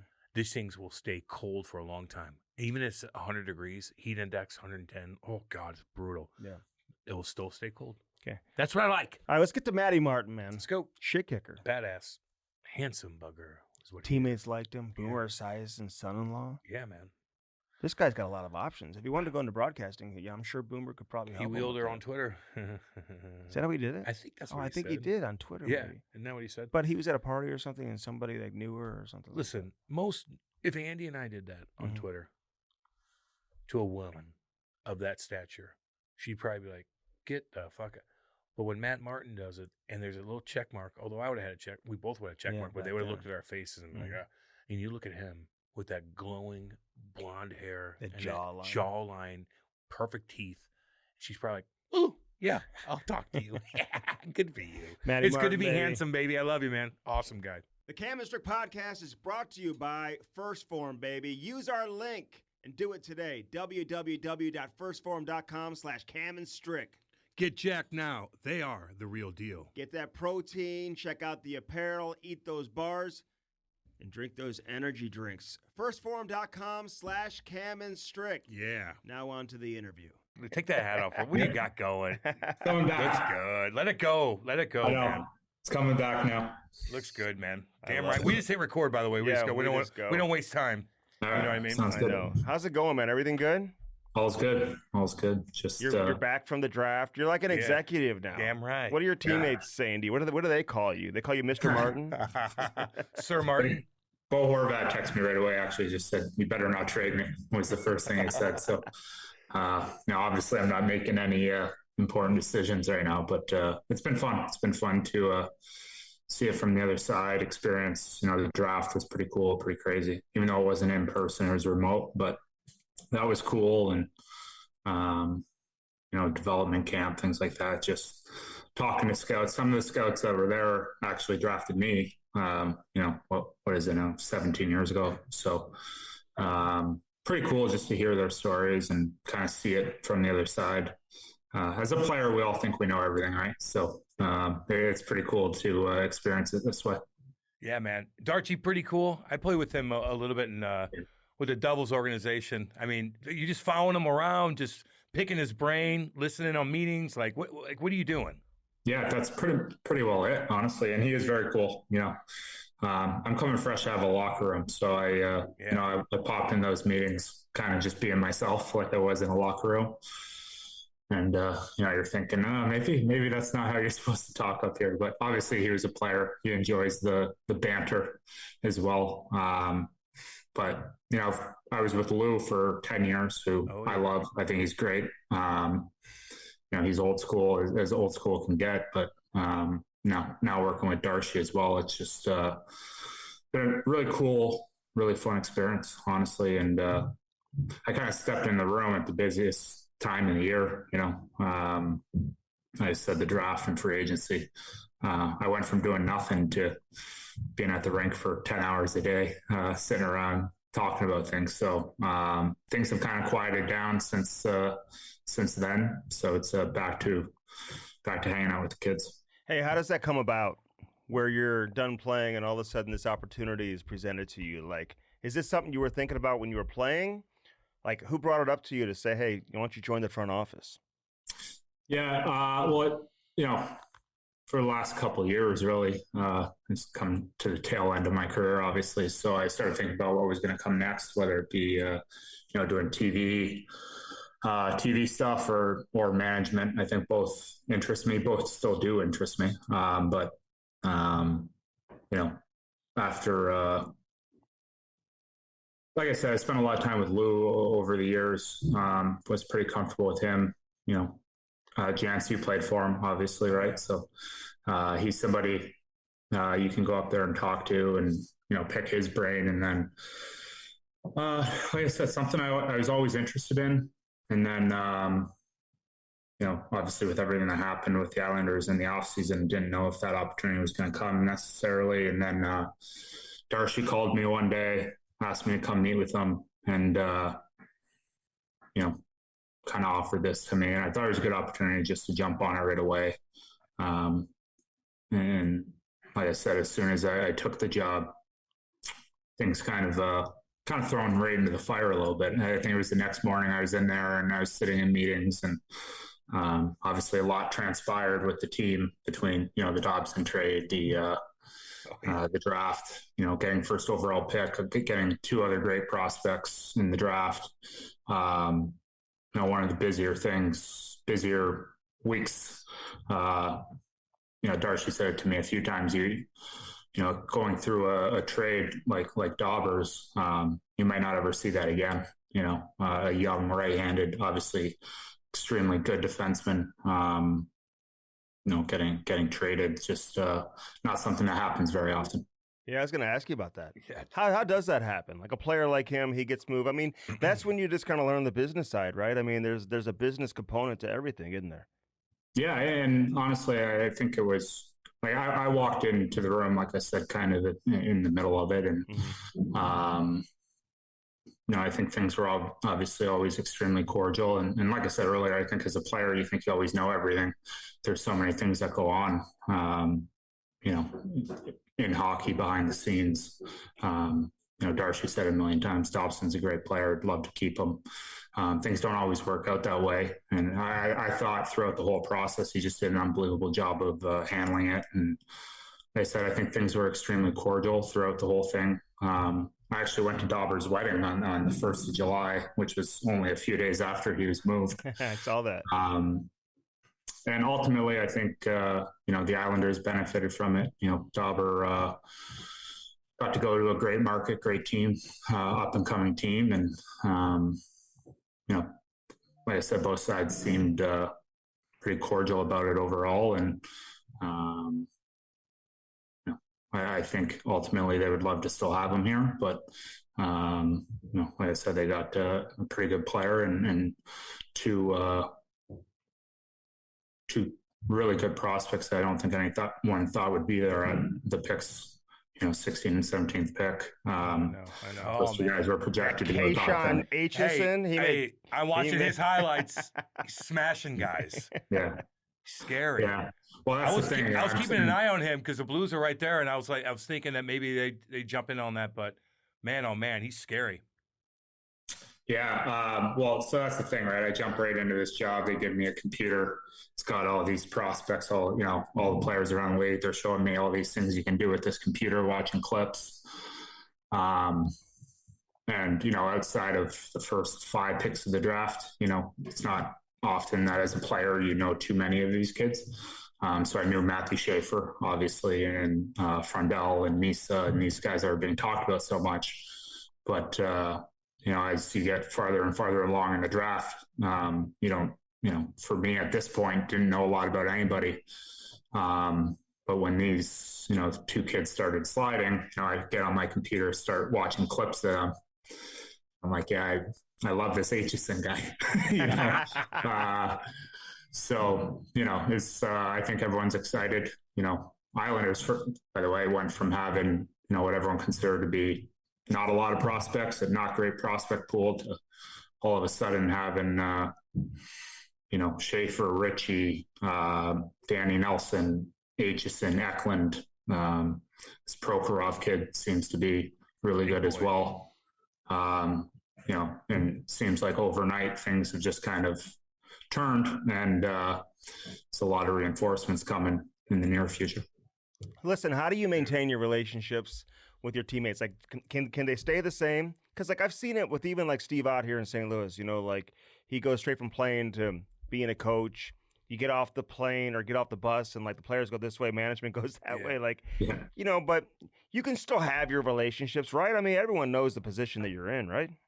Yeah, I think so. I think, like I said, it's not like I'm making any of the decisions here. You are making. Listen, after this interview, we are making the decisions. Yeah. We're making you a decision maker. I tried to trade all my friends already. They told me no. So, who you want to trade first? Who you want out of there? Yeah. Horvat. Yeah, maybe Horvat, Zizekas. No. So far it's been the same. I think as a player, I've seen it with Johnny Boychuk and Dennis Seidenberg, these guys working in the organization. You understand they have a job to do. As a player, you still have a job to do. But my friendships with them never changed. I don't think, those things will ever change. You just, like I said, right now I'm just trying to learn the ropes and learn from Darcy, who has been, like I said, tremendous through all this so far. I think he's had a lot thrown on his plate in a short period of time that he's handled very well. And, also taking my experiences with Lou and the stuff I learned from him. And, we'll see where that takes me down the road. Did your dad play hockey? Did you grow up in Windsor? Yeah. Is that you play? Yeah, baby. What's up? Okay. Oh, good old boy. Yeah, I see. Yeah. Blue collar. Oh, I know. So all the Windsor boys are the same. Yeah. Right? Oh, yeah, man. I love that town. Did your dad play? What did he do? How'd you get into hockey, man? Because all of a sudden you're playing and you're playing for Sarnia and you're playing next to Steven Stamkos. So how'd you get into it? Well, my dad played hockey. I mean, I think junior B was what he played. But my brother, you played with for a short time. He played in Windsor a little bit. And my sister played as well, who's also older than me. I think we're just a big hockey family. My dad always said she was the toughest of the three of us. My brother was a goalie, so they're not the toughest in the world. But and then so I played in Windsor my whole life growing up. Walked onto the Sarnia Sting. That's right. Eventually worked my way up through the lineup, got on the line with Steven Stamkos. And that kind of put me on the map a little bit, I guess, and scored 25 goals that year and had a bunch of PEMs. And then he got drafted first overall, went to the Tampa Bay Lightning. And then the next year I scored 36 without him. So yeah, what's up then? Yeah, but how many did he score without you? That's what I want to know. I don't know what he had his rookie year. I think he dipped a little bit. I think he dipped because he had like 60 or something. His second year, right? Or something like that. Hey, what heavies were in that league at the time in the O? Like, were you fighting all the time? Like, I saw your PIMs. Like, were you guys monsters cruising around at that time still?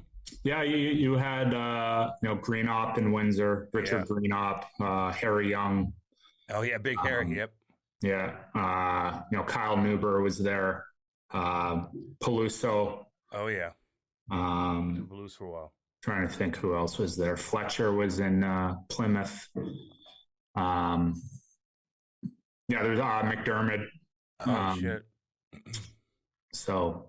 There's still a lot and Windsor always had, 4 or 5 guys. That's just Bugner, DJ, and Warren Reichel love that stuff. So they had like 5 guys on the team that go. And Windsor, Windsor being my hometown, I always went in there kind of full of, piss and vinegar, I guess. And felt like I was fighting, nonstop when we played the Spits. So we had some good rivalries.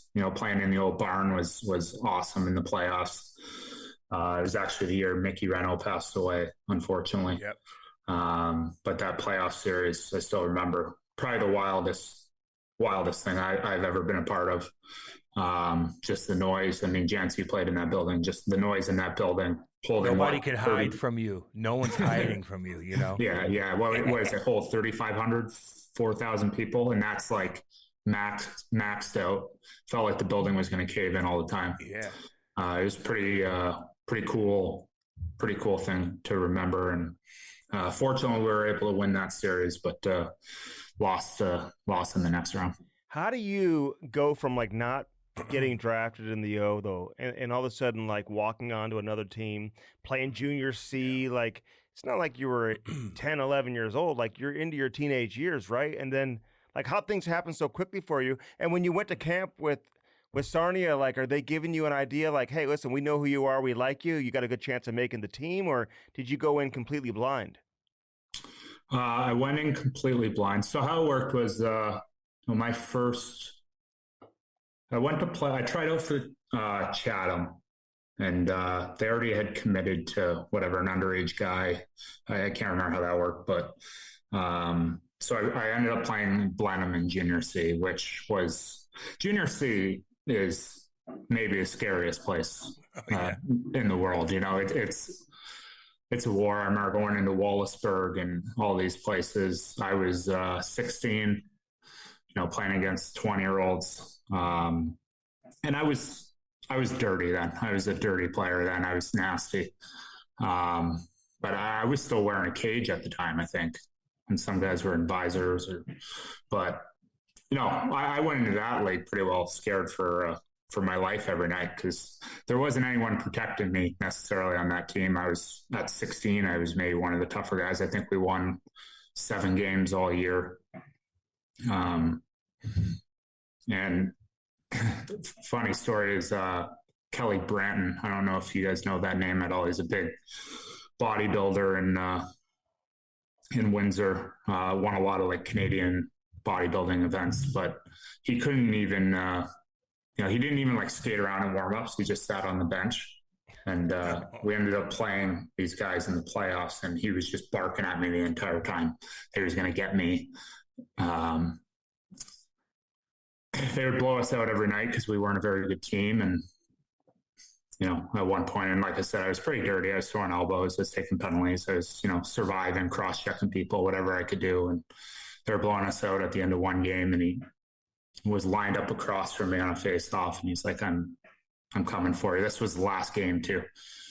He's like, I'm coming for you. I stand there for the face-off. Puck drops. He skates for me. I cross-check him as hard as I can in the face. Get thrown out. Thank God. Like, don't have to deal with him. But we go out in Windsor with my brother and some of my friends. We're at an old bar in Windsor, and I go to the restroom, stand in the urinal, take a leak, look left, and he's standing next to me, peeing in the urinal next to me. And I'm like, oh my God, my brother's nowhere to be found. No one's anywhere there. He's a massive man, and I'm 16, 17 at the time. So I'm kind of standing there like really worried. And he's like, hey, I love your game. Gives me a handshake, and his brother and my brother end up being best friends to this day. They've been close ever since. So, but I remember standing in that restroom being like, I'm going to be fighting for my life. He could have got you. What's his name again? We got to give him a shout out. Yeah, I'm going to work. Can we look this? Yeah. I probably know him from some bodybuilding competition. And he was a bodybuilder. Yeah. Did you wash your hands before you shook his hand? That I don't remember, but probably not. Hopefully it was just the knuckles or something. Yeah. That was, at that age, that was one of the scary, the more frightened moments where I'm like, all right, fighting guys, no one here with me. Like, it's me and him, and he was a massive man. God. But even like fighting guys at 16. It's you're not even mature yet, and like the 20-year-olds are, and like you're a child still, you know what I mean? It's stressful, but you're crazy then though. You're starting to get your testosterone. You're like, okay, I could figure this out. Yeah, well, I was always a scorer growing up. I mean, we all were, right? You're not fighting at a young age, so I was scoring goals and just playing hockey and you get into that league. I was still scoring. That was my main thing, but I was also physical. So, people were starting to come for me. And I do think playing junior C prepared me for everything moving forward. Like junior C, the NHL, there's tough guys in the NHL. Don't get me wrong. There's a ton of them. The AHL, there's some really tough guys. But then you start going, down the ranks, and you just, it's a little bit different, Oh man! And I really do think junior C brought out that in me, and being able to handle a lot of different things, especially at that age. Just being able to handle the physicality and even the chirping and like all of that stuff. I was taking on a lot at that age because I didn't have a Cam Jansen in my corner. A little older than me, protecting me, or Andy. I didn't have, my own guy there that was good for you. It's good for you though. Yeah, you become a man quick. You know what I mean? No doubt. Even my first few years in the NHL, like I had Trevor Gillies, Joel Recklich was there. Kanopka was around, like Michael Haley. There was just like layers to this thing, right? So, and then those guys that kind of just fought started getting pushed out of the game. So, everyone considered us to be heavyweights, and I'm like, we're not heavyweights. Like at this point, there's not too many true heavyweights. Like I don't think. Who's a heavyweight? Olivier will beat up. If Olivier was in the 90s, I think he would do extremely well. Delorier, McDermott, yourself. I think you would be better off than you think. Well, the mentality would be different. You'd be training differently, all that type of stuff. I just think I mean, listen, there's a lot of tough guys. I mean, I love Olivier's game. Janot, Delorier. I've almost become friends with that guy over the years. Just, didn't know him at all, just playing him, so much respect for him. And before, like Wayne Simmons, guy I fought a ton. But, you go back to, your time when I first came up, there's, the Boogeyman. Oh, God. McIntyre, Goddard, all Goddard, these guys. or McGrattan. Yeah. McGrattan, like, you know, it's Brashear maybe I was just still growing then, but they felt bigger, you know. Yeah, And, you're right. and a little meaner overall, you know. But all the respect in the world to those guys that do that, and even now, these guys that are playing now, you know, they're playing the game at a pretty high level. Like Olivier, what do you put up last year? 15 goals, whatever you had. Nice little contract he got. Yeah, he got paid too. Got paid out pretty good. And he's a huge part of that team and what they're doing, you know, not just from a fighting standpoint, but as a hockey player as well. So all the credit in the world to that. But I maybe it's just because I was younger then, but these guys that came before us, you know, I don't know if I want to run into them every single night, you know, like Twister. No. Twister. Tony Twist. Tony Twist. Hey, you know, but Olivier's cool though. They were man. doing it at a different level, I think. Yeah. Olivier's cool. We had him on. Yeah. Like, but see, Totally cool he's guy. the type of guy that respects people like you too, and like those guys that have come before. I felt like you guys had a nice exchange when they all shook your hand. Yep. Was it your last home game when they all came over? That one was actually the road game. I didn't know the home game one was going to happen. I certainly didn't expect the road one to happen. Yeah. And I played with JVR and know Monahan very well. So they were kind of the two that skated over to me, kind of pulled me off the bench almost, because I was giving Sorokin a hug at the time. So I didn't see them, but, you know, that was really cool. And I just said to Olivia, like, I love your game. I'm going to enjoy watching you. Yep. You know, and he said something along the lines of, you know, I took a lot of it from you. So, you know, that's just, there's such a respect level for, you know, everyone who plays the game, obviously, but guys that are willing to go out there and put it all on the line in front of, you know, 18,000 fans for their team. I think there's always just a certain level of respect and admiration there. And, you know, guys do it. You know, he obviously just got a long-term deal, you know, 6 years, I think. And I guarantee you he'll be the first one out there next year sticking up for his guys, you know. Oh, yeah. So there's a lot of times guys don't. I'll give anyone credit for standing in the middle of a hockey rink and chucking them, whether you're good at it or not. You know, I just think it takes a ton of courage. You know, there's plenty of times where I've been standing there feeling a little shaky, a little fearful, you know. You got to overcome some demons when you're standing there fighting. You know, Big Z is a guy that, you know, just feels like you're climbing a ladder when I fought him. Did you ever fight him, Jans? No, I didn't. I fought Thornton.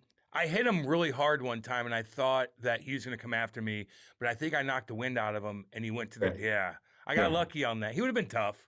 Bugard, they have that extra. For me being like 5'11", 6 foot, I would have had trouble with him like I would have with Bugard. They would have strung you out a little too much, you know. But well, that's you know, John Scott right? was just so long, right? Yeah, just so long. But Big Z, like, you know, I fought him I think 4 times, and every time I'm like, I got to get in. I got to get in off, right? Got to get close. And it's like you're trying to figure out how to get close, and next thing you know, you're just hung out to dry, and you're like, all right, I'm screwed. And he's so strong. So strong. He climbs mountains, man. Like he could live on by himself and like survive. He could fight off bears. Yeah, exactly. Well, he played with us his last year. You know. Oh yeah, that's right. When you see him on the ice, you think he's big and lanky. You don't necessarily think he's crazy strong. But you feel it when you're in his grasp. You feel how strong he is, and then you see him working out in the gym. You know, that guy can hang with just about anyone. He's one of the scariest players ever to play. I think. And I never fought him when he was like angry. You know, like there's a few fights you see of him, guys that he went after. When he wanted him really bad. Like, I'm gonna hurt you. Like I think the first time or second time I fought him, we got caved in the first period. We were only down 1-0. We're in the Coliseum, but we're outshot like 19-2 after 1. And you know, Trotsy comes in, kind of gives us the the beat down and intermission that we've all gotten before. We need better as a team. So I skated out for the second period, and he's, just skating around. And I'm like, Z, would you be willing to like give me one here? And he's like, now? I'm like, yeah. He's like, sure.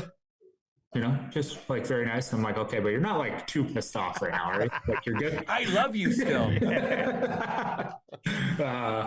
But when I've seen him super angry, he went after Trennan when he was with the Islanders, because he fought Trennan when he was with the Boston, when Trennan was in Nashville, and Trennan kind of got him with a good one, didn't knock him out. I mean, Big C still won the fight, but he caught him with one that wobbled him a little bit. Yeah. And he really wanted Trennan again. And I was like, I'm worried for this guy right now. Man. And he busted him up pretty good. And by the way, like hats off to Trennan for going that guy twice too, right? Yeah. But Big Z is a scary, scary man when angry. Like not somebody you want to mess with too often. Yeah, no, you got to look up the hit where Cam got him in the corner. He actually depleted him like a football term, I checked that out for sure. But Rempe, when you fought Rempe, his first ever game, right? Wasn't that his first NHL game, outdoor game, and shift? So is it a similar situation? Is he saying, "Hey, will you give me one?" and you said, "Sure"? Like how does that happen? No, he didn't. He was kind of doing the warm up thing, so I knew he was going to want one eventually. And he got called up the night before. So, I know there's a pretty good reason why he got called up and what he got called up for. And then they scored like 47 seconds in the game or something. So, and then we went, their line came out, our line came out. So, I asked him if he wanted to go there, and I just said congratulations to him. Obviously, you heard his story, with his dad and everything, and it's a pretty cool story. I knew that going into the game because obviously all the media around that game and everything going on. So it was pretty like cordial start to the fight. Same thing, just a lot of respect right off the hop. And for me, I was like, listen, we're down 1-0. If it's going to happen, in my mind, I'm like, I want to get this over with now and kind of just enjoy MetLife Stadium and playing a hockey game outdoor. Like, I don't want to be thinking about it all game, every shift, saving energy, all the crap you idea with Jansen. Obviously he wanted it. I wanted it, and we went and had a good one. Really sitting in the penalty box for 5 minutes, it was like, you don't really think about the fan. Did you play in an outdoor game, Chance? No, I got sent down right before, which is very depressing. Thank you for bringing that up. God, so many times you're not really thinking. You're just in the hockey rink, It's beautiful. You're thinking about the fans. So like sitting in the box and looking around and being like, wow, like we just fought in front of 80,000 people. Like maybe is that the first fight that's ever happened in MetLife Stadium? I have no idea, but were you scared of him though? Like, were you compared to maybe like other guys, other like, were you like, he's a big guy. But he seems kind of lanky, but he doesn't seem like a Chara lanky. Like you look at Chara, you're like, oh, son of a bitch. But do you look at him differently? Were he's you still nervous? 240, He's still big. And he'll hit you. He's a big kid. I mean, listen, I think there's always like some nerves, I've always been pretty good at just staying calm inside of that. But you certainly, it's his first game. It's his first. So, you're also thinking like he's willing to go. Like this is his chance to make a name for himself, So you're trying to match that intensity in a way because he's going to lay it all on the line, right? He might catch you. Yeah, he might catch. And I mean, listen, we all get caught. We've all been caught before. That's not even what I'm worried about necessarily. Well, I am, but I just think like you got to bring yourself to a level of where he's at, right? Because like I remember my first NHL fight. Like I'm fighting. Like I want to stay, right? So, it's wide open. It's going for it. It's like this could make my life, right? So scary.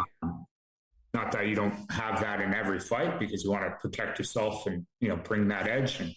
But, I'm sure you fought when you were pissed off. You've fought when you weren't that pissed off too.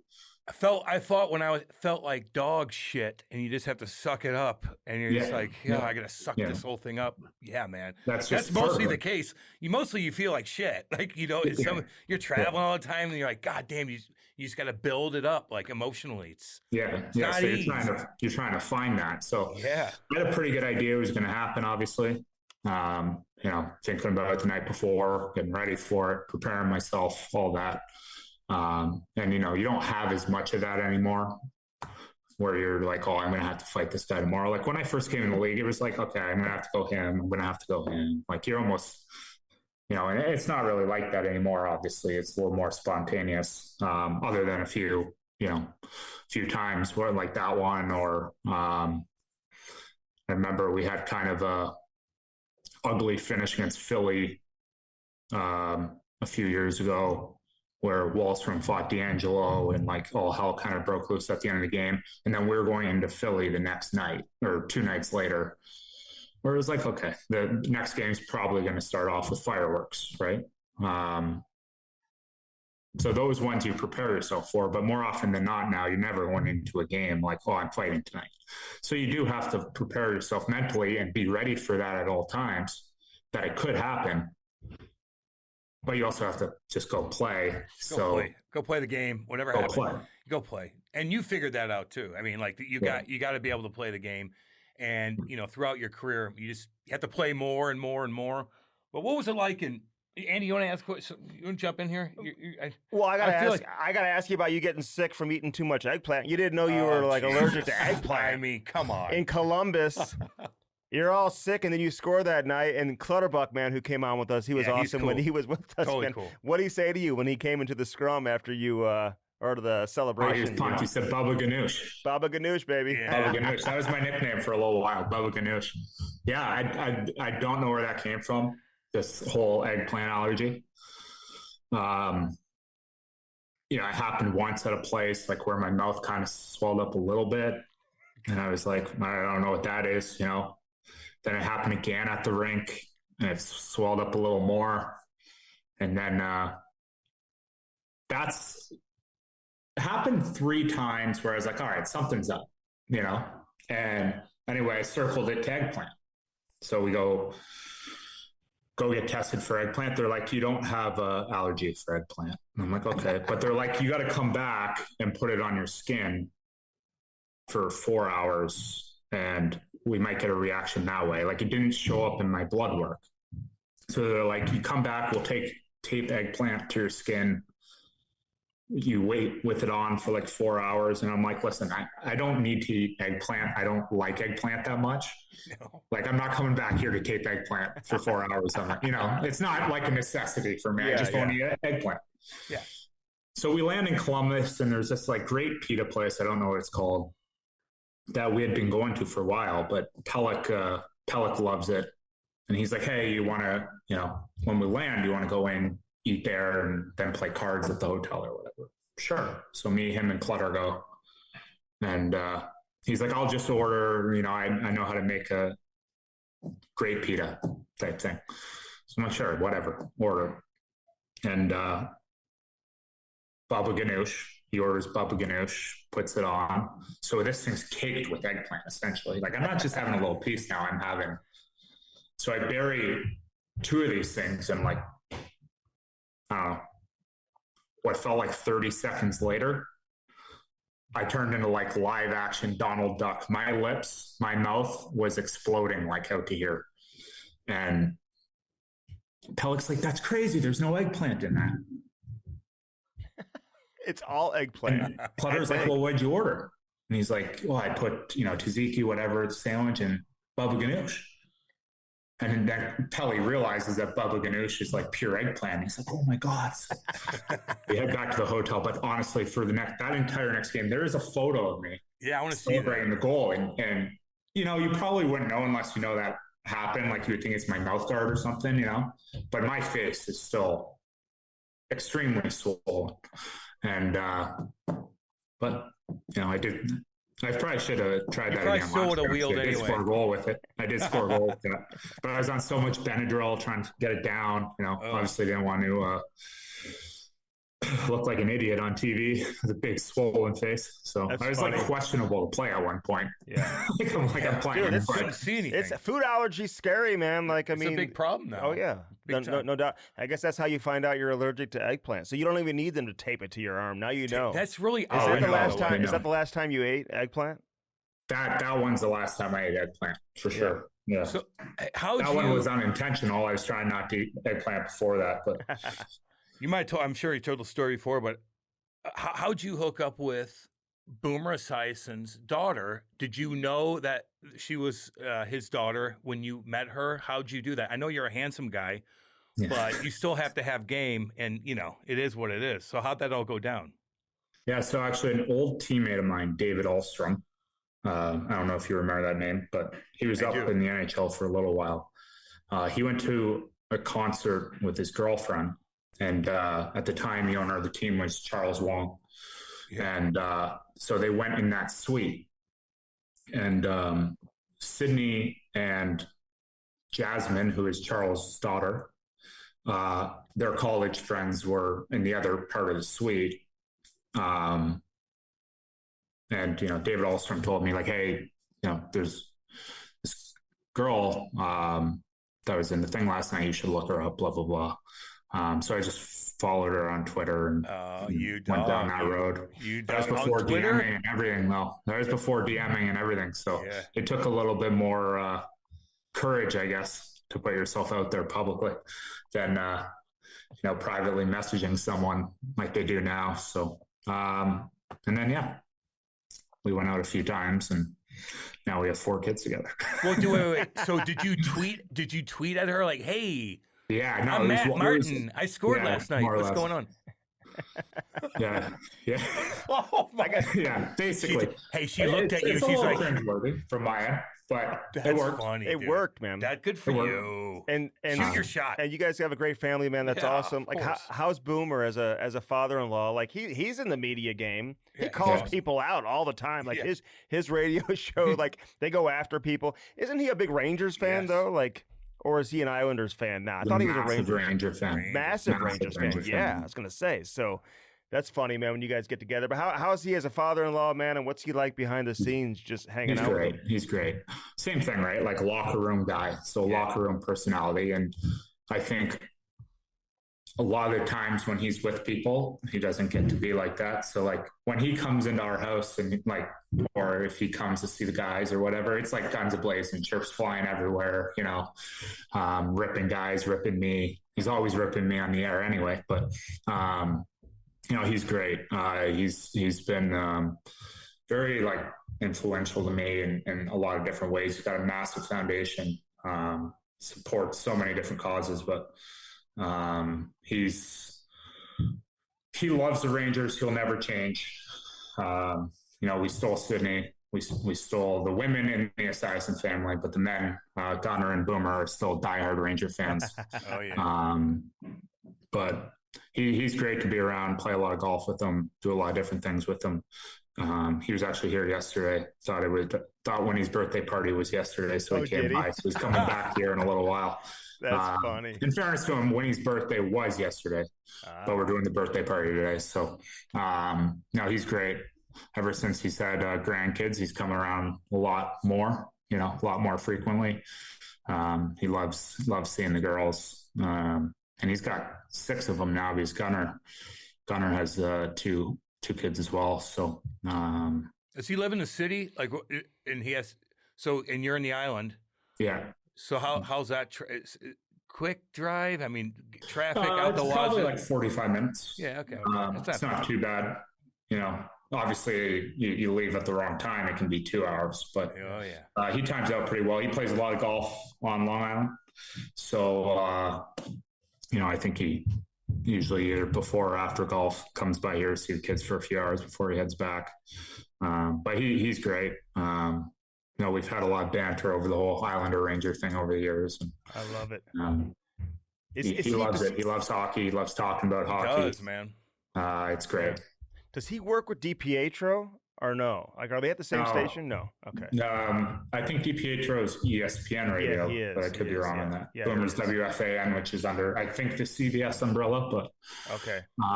he's on from 6 to 10 every morning, Monday to Friday.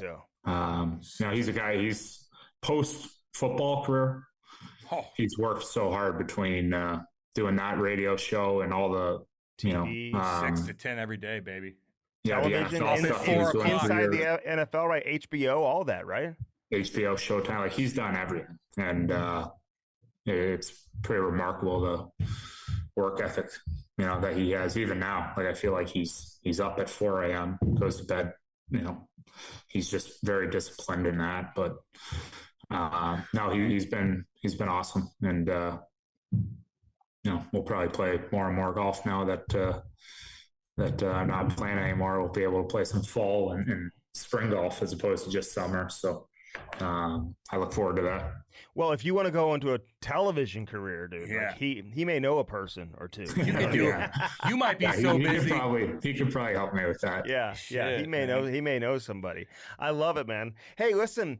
What was Steve Ott saying to you in the penalty box after you fought him? He got tangled up on the boards. That was an outdoor game too. You fight in all the outdoor games, but he was he was doing one of these. Like, I mean, I don't know what he was doing with his eyes. He's rolling the camera or something. Yeah. And, Okay. I wasn't mic'd up. I think he must have been mic'd up because they have all the audio from that, right?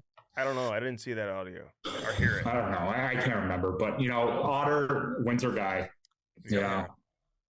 And he's such a good guy. Like, he's a great guy. But he gets on the ice and he drives you nuts, He just drives you bananas.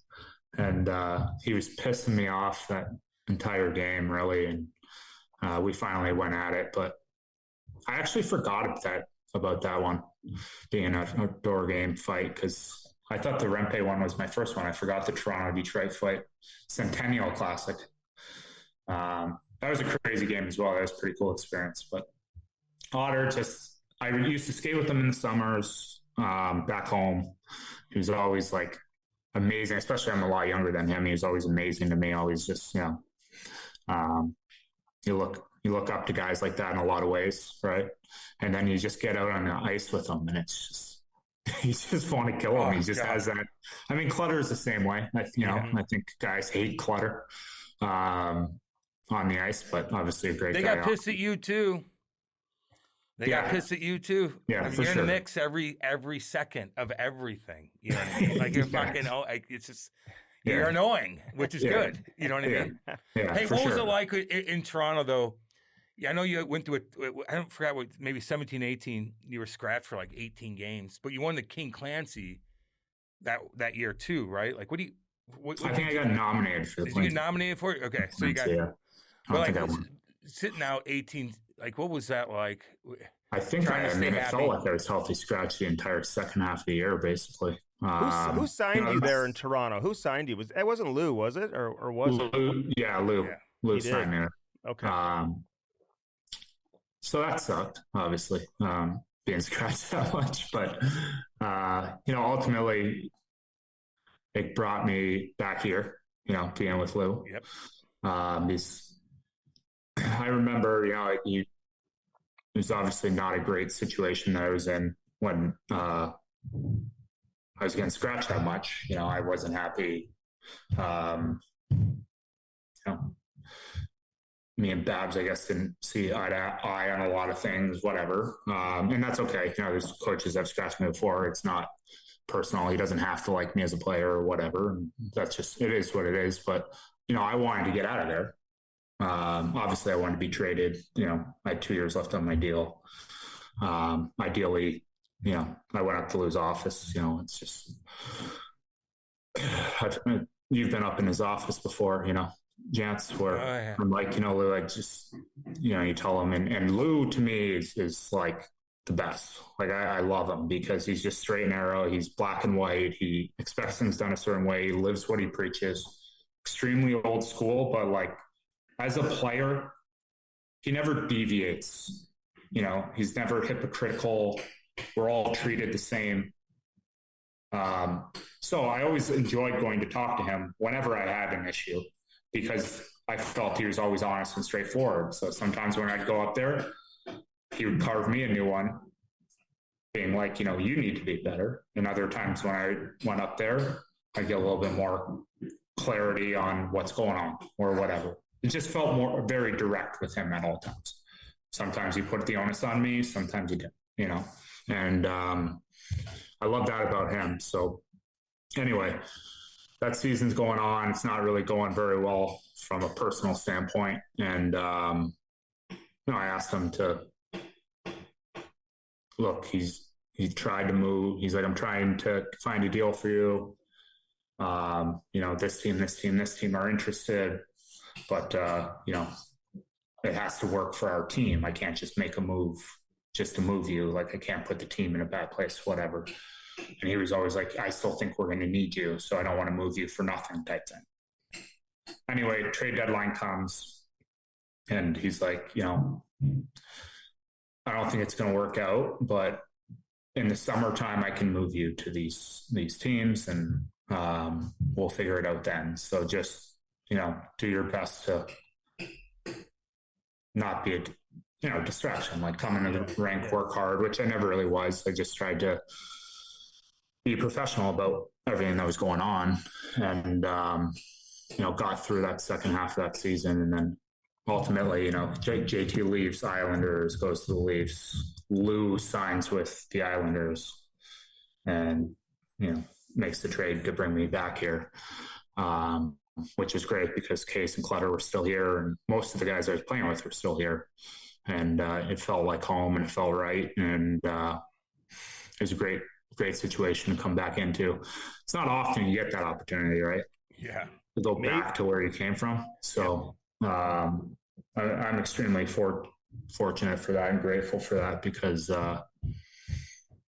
who knows what would happen if that trade didn't transpire, because I was able to kind of slide right back into my old spot and kind of pick up like business as usual. And very fortunate for that. Maybe he knew he was going back to the Islanders, and that's why he didn't trade you at the trade deadline. He was like, no, he knows more than you think. I'm going to bring him to New York with me when I go back there. We had Babcock on shortly after he was fired. Very interesting conversation. He was we great, asked him a lot of questions. But your handshake with Marner and just being there, like the whole Marner thing went down, which just seemed kind of weird. Like, as a veteran guy, I feel like you'd be a guy that kind of takes some of these younger guys under their wing. I could just see your relationship with Marner on the bench and whatever, smelling salts, handshakes, all of that type of stuff. So what are your thoughts on like him leaving now and like that whole situation? Like, what's it like playing there in Toronto? Well, I think, it's for a guy like that, it's a lot, right? I mean, first of all, he's an exceptional player, probably in the discussion for one of the best wingers in the league. Any given year, he's top 3 winger in the NHL. Obviously, Kucherov being a pretty special one as well. But, he does it all: power play, penalty kill. They had him playing defense when they were down in games a few years ago. So extremely smart player. And I really don't think there's better like personality off the ice. Like, he's just a guy that brings, even as like what was he, 18 when I was playing with him, 18, 19. You just see he was a guy that just brought everybody together, loves to spend time with the guys, loves to hang out. He's not off on his own. So ultimately, I think, he poured his heart into that thing. I do believe that. I think he really wore it when he took a lot of criticism when they didn't get the job done. And, with making that kind of money, all those guys are going to get extreme criticism for not getting the job done. That's part of it. But, I think he cares. He cares greatly about the team, the game. And, I think it's hard on him that they didn't get it done. And the amount of criticism not only he took, but his whole team took on that. And, I think they've exhausted that whole setup. And, I think Vegas is going to be a great situation for him. Just kind of a totally different hockey market, really good team. he's kind of got that, Vegas flair Oh, to him yeah. too, Yeah, he that does. personality. But I know he loves the Leafs. He loved the Leafs. He loved playing for the Leafs. And he really wanted to get the job done there. It didn't work out. And that's the business end of it now where, he's I don't know anything about those negotiations or how they went or whatever, but he's found himself in a really good place, really good, great place to play hockey, I think, and with a really good team as well. And, between him and Eichel, they got two really, really good hockey players locked up for a long time. And, well, Eichel, I guess, is up. He's only got 1 year left on his deal, but I'd imagine he's looking to go back there too. I would think so. So they're going to be a fun team to watch, I think. But his personality is just like made for that type of environment. He's the best. Energetic, happy-go-lucky all the time. And has that flair on the ice as well, which I think is pretty cool. Yeah. No, I was just out in Vegas last week. My son had a hockey tournament, so we were playing at the practice rink there, man. There's Marner jerseys everywhere. I mean, it's just he's going to be a big star out there, man. And it's a great fit, like you said. Like just seems like his personality, his game will be a good fit under the bright lights there in Vegas. A few more things for you, man, and we're going to let you You've go. been great, man. Matthew Schaefer, I just got to ask you about him because you guys got him first overall, so I'm sure you've interacted with him a little bit. He almost seems too good to be true.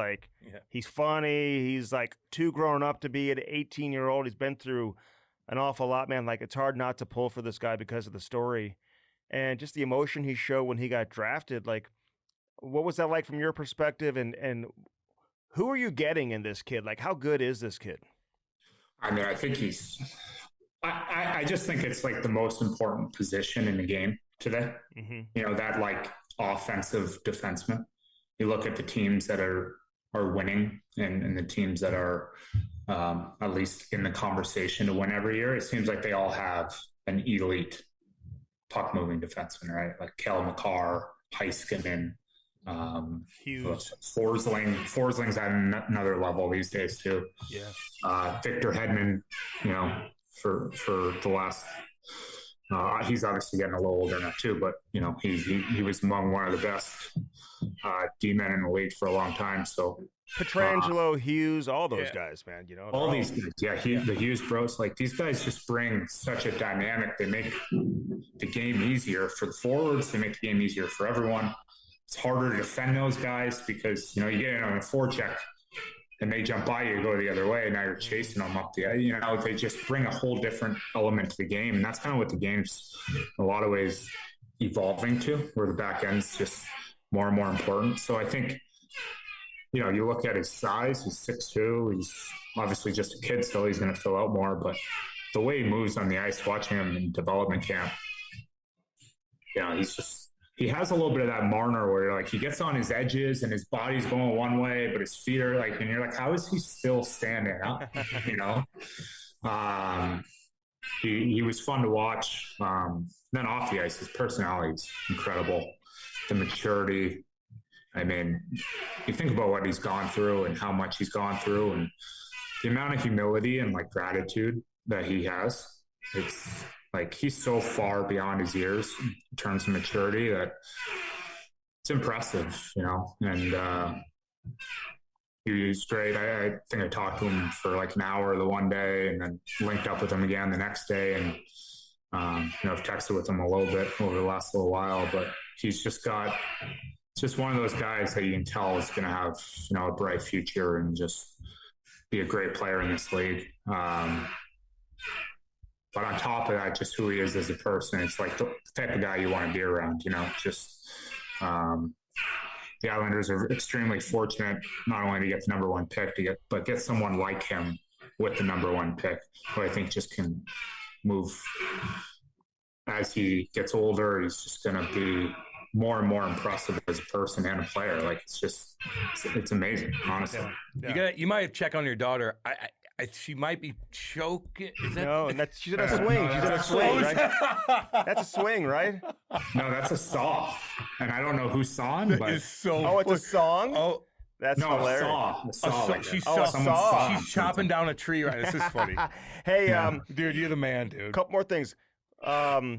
I gotta ask you about when Brent Johnson's fighting Michael Haley and all that stuff's going down. Like, I think you guys suspended 4 games in that particular game, whatever, for the hit. Oh, on, yeah. the Okay, punch on sorry. Talbot.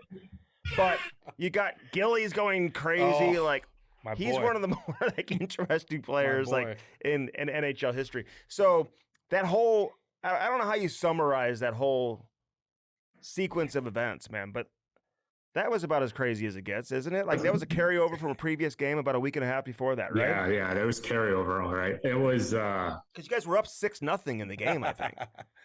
well, yeah, but they were so. You know, I don't have the dates. You know, it's so long ago, but Yeah. they beat us bad in Pittsburgh, and you know, Talbot hit Como, gave him a concussion, hit him in the head. At the end of the game, hell broke loose. We were getting killed. I can't remember what the score was, but let's call it like 8-1, you know? And anyway, yeah, DiPietro fights Johnson. Yeah, Johnson Brent or Johnson? Brent Johnson, yeah. Johnson, yeah. And you know, Johnson is a lefty. Ricky doesn't know he's a lefty. You know, tags him, knocks him out, and whatever. That was the fight. But after the game, you saw like a clip of their entire bench like laughing. You know, it was like we're kind of like a big joke at the time. Like, you know, we weren't a very good team. Obviously, there was a lot of stuff going on. And, you know, it felt a little more personal, right? Like, we just got embarrassed. We just, you know, see the clips of that. And, you know, it just felt like when they're coming to the Coliseum, like, we got our pride back a little bit, you know? So the flip kind of, the script kind of flips, and we're pounding them in the hockey game now, which was kind of irrelevant to what was going to go down in the hockey game, I think. But like, it was just crazy that it was that big of a blowout the other way around. And anyway, I remember standing on the bench, and the game felt out of reach. Now it's, you know, 6-0, whatever it is. And I said to Bales, Josh Bailey and Jesse Ioensu were my line mates at the time. And, you know, obviously everyone knows what happened. Everyone's kind of aware what's going to go down. And I just stood up and said, hey, like, you know, there's a good chance something happens this shift. You know, if we get out there, like, just give Bales and Ioensu a heads up. Like, and I love Bales for this. He's like, effing rights. You know, like, he loved it. And I don't know if he had a fight yet in his career at that point, but like, and he's one of my closest friends, but I tell that story all the time because, like, I love that from a skilled guy. You know, he's like, yeah, no, we're doing this. And anyway, I go after Talbot. I got suspended for that. You know, I was a little bit overzealous, we could say, in that situation. But, you know, I wanted him for the Como hit. And all hell breaks loose. Bales fights Dupuis, I think, and Hamonic ends up with Rupper, which I felt bad about. Because, you know, I probably should have had Rupper. Because he was a big, tough guy too. But Hammer held his own. Hammer could fight, but you know, all hell breaks loose there. Then Kanaka goes after Talbot later in the game. Then Haley goes after Talbot, and then goes after Johnson. I was already chucked from the game, but at that point there was like nobody left on the bench. I think each team had like 4 guys. So. But didn't Goddard get off the bench? Didn't Goddard He go left the bench? Goddard Yeah, goes after Haley, and Haley's like, "Oh shit, I'm in one now." Yeah. Did they end up getting to fight though, or did the I rest- don't know. No, because I I don't think think they Haley got was to fighting fight. Johnson. I think they came in and broke it up, but Goddard and got like 12, 20 games Yeah. or something. No, you got like 10. Yeah. Yeah, you got 10 games for leaving that the because it's bench. auto if you leave the bench. Yeah. I got 4 Gillies. 9. Gillies got games. For, He's like yelling at Tangradi, I think it was, who was like on the Yeah, air. but Scariest thing in the world. I will say he wasn't yelling at Tangradi. Mm-hmm. I guess the trainer was yelling at Gillies. So Oh. Gillies was yelling back at him. Obviously it looked So funny. like he was yelling at Tangradi. But I don't know, but that was crazy. Yeah, You know, great. that was- It's No, crazy. that was a great It's sequence. just crazy. All right, Drew Miller. yeah. Why don't you go dye your hair, dude? I mean, Yeah. one of the most viral clips of all And he time. loves it. I mean, it's amazing. It's like, you played in the minors longer than me, you fuck, or whatever you say. You dumb fuck.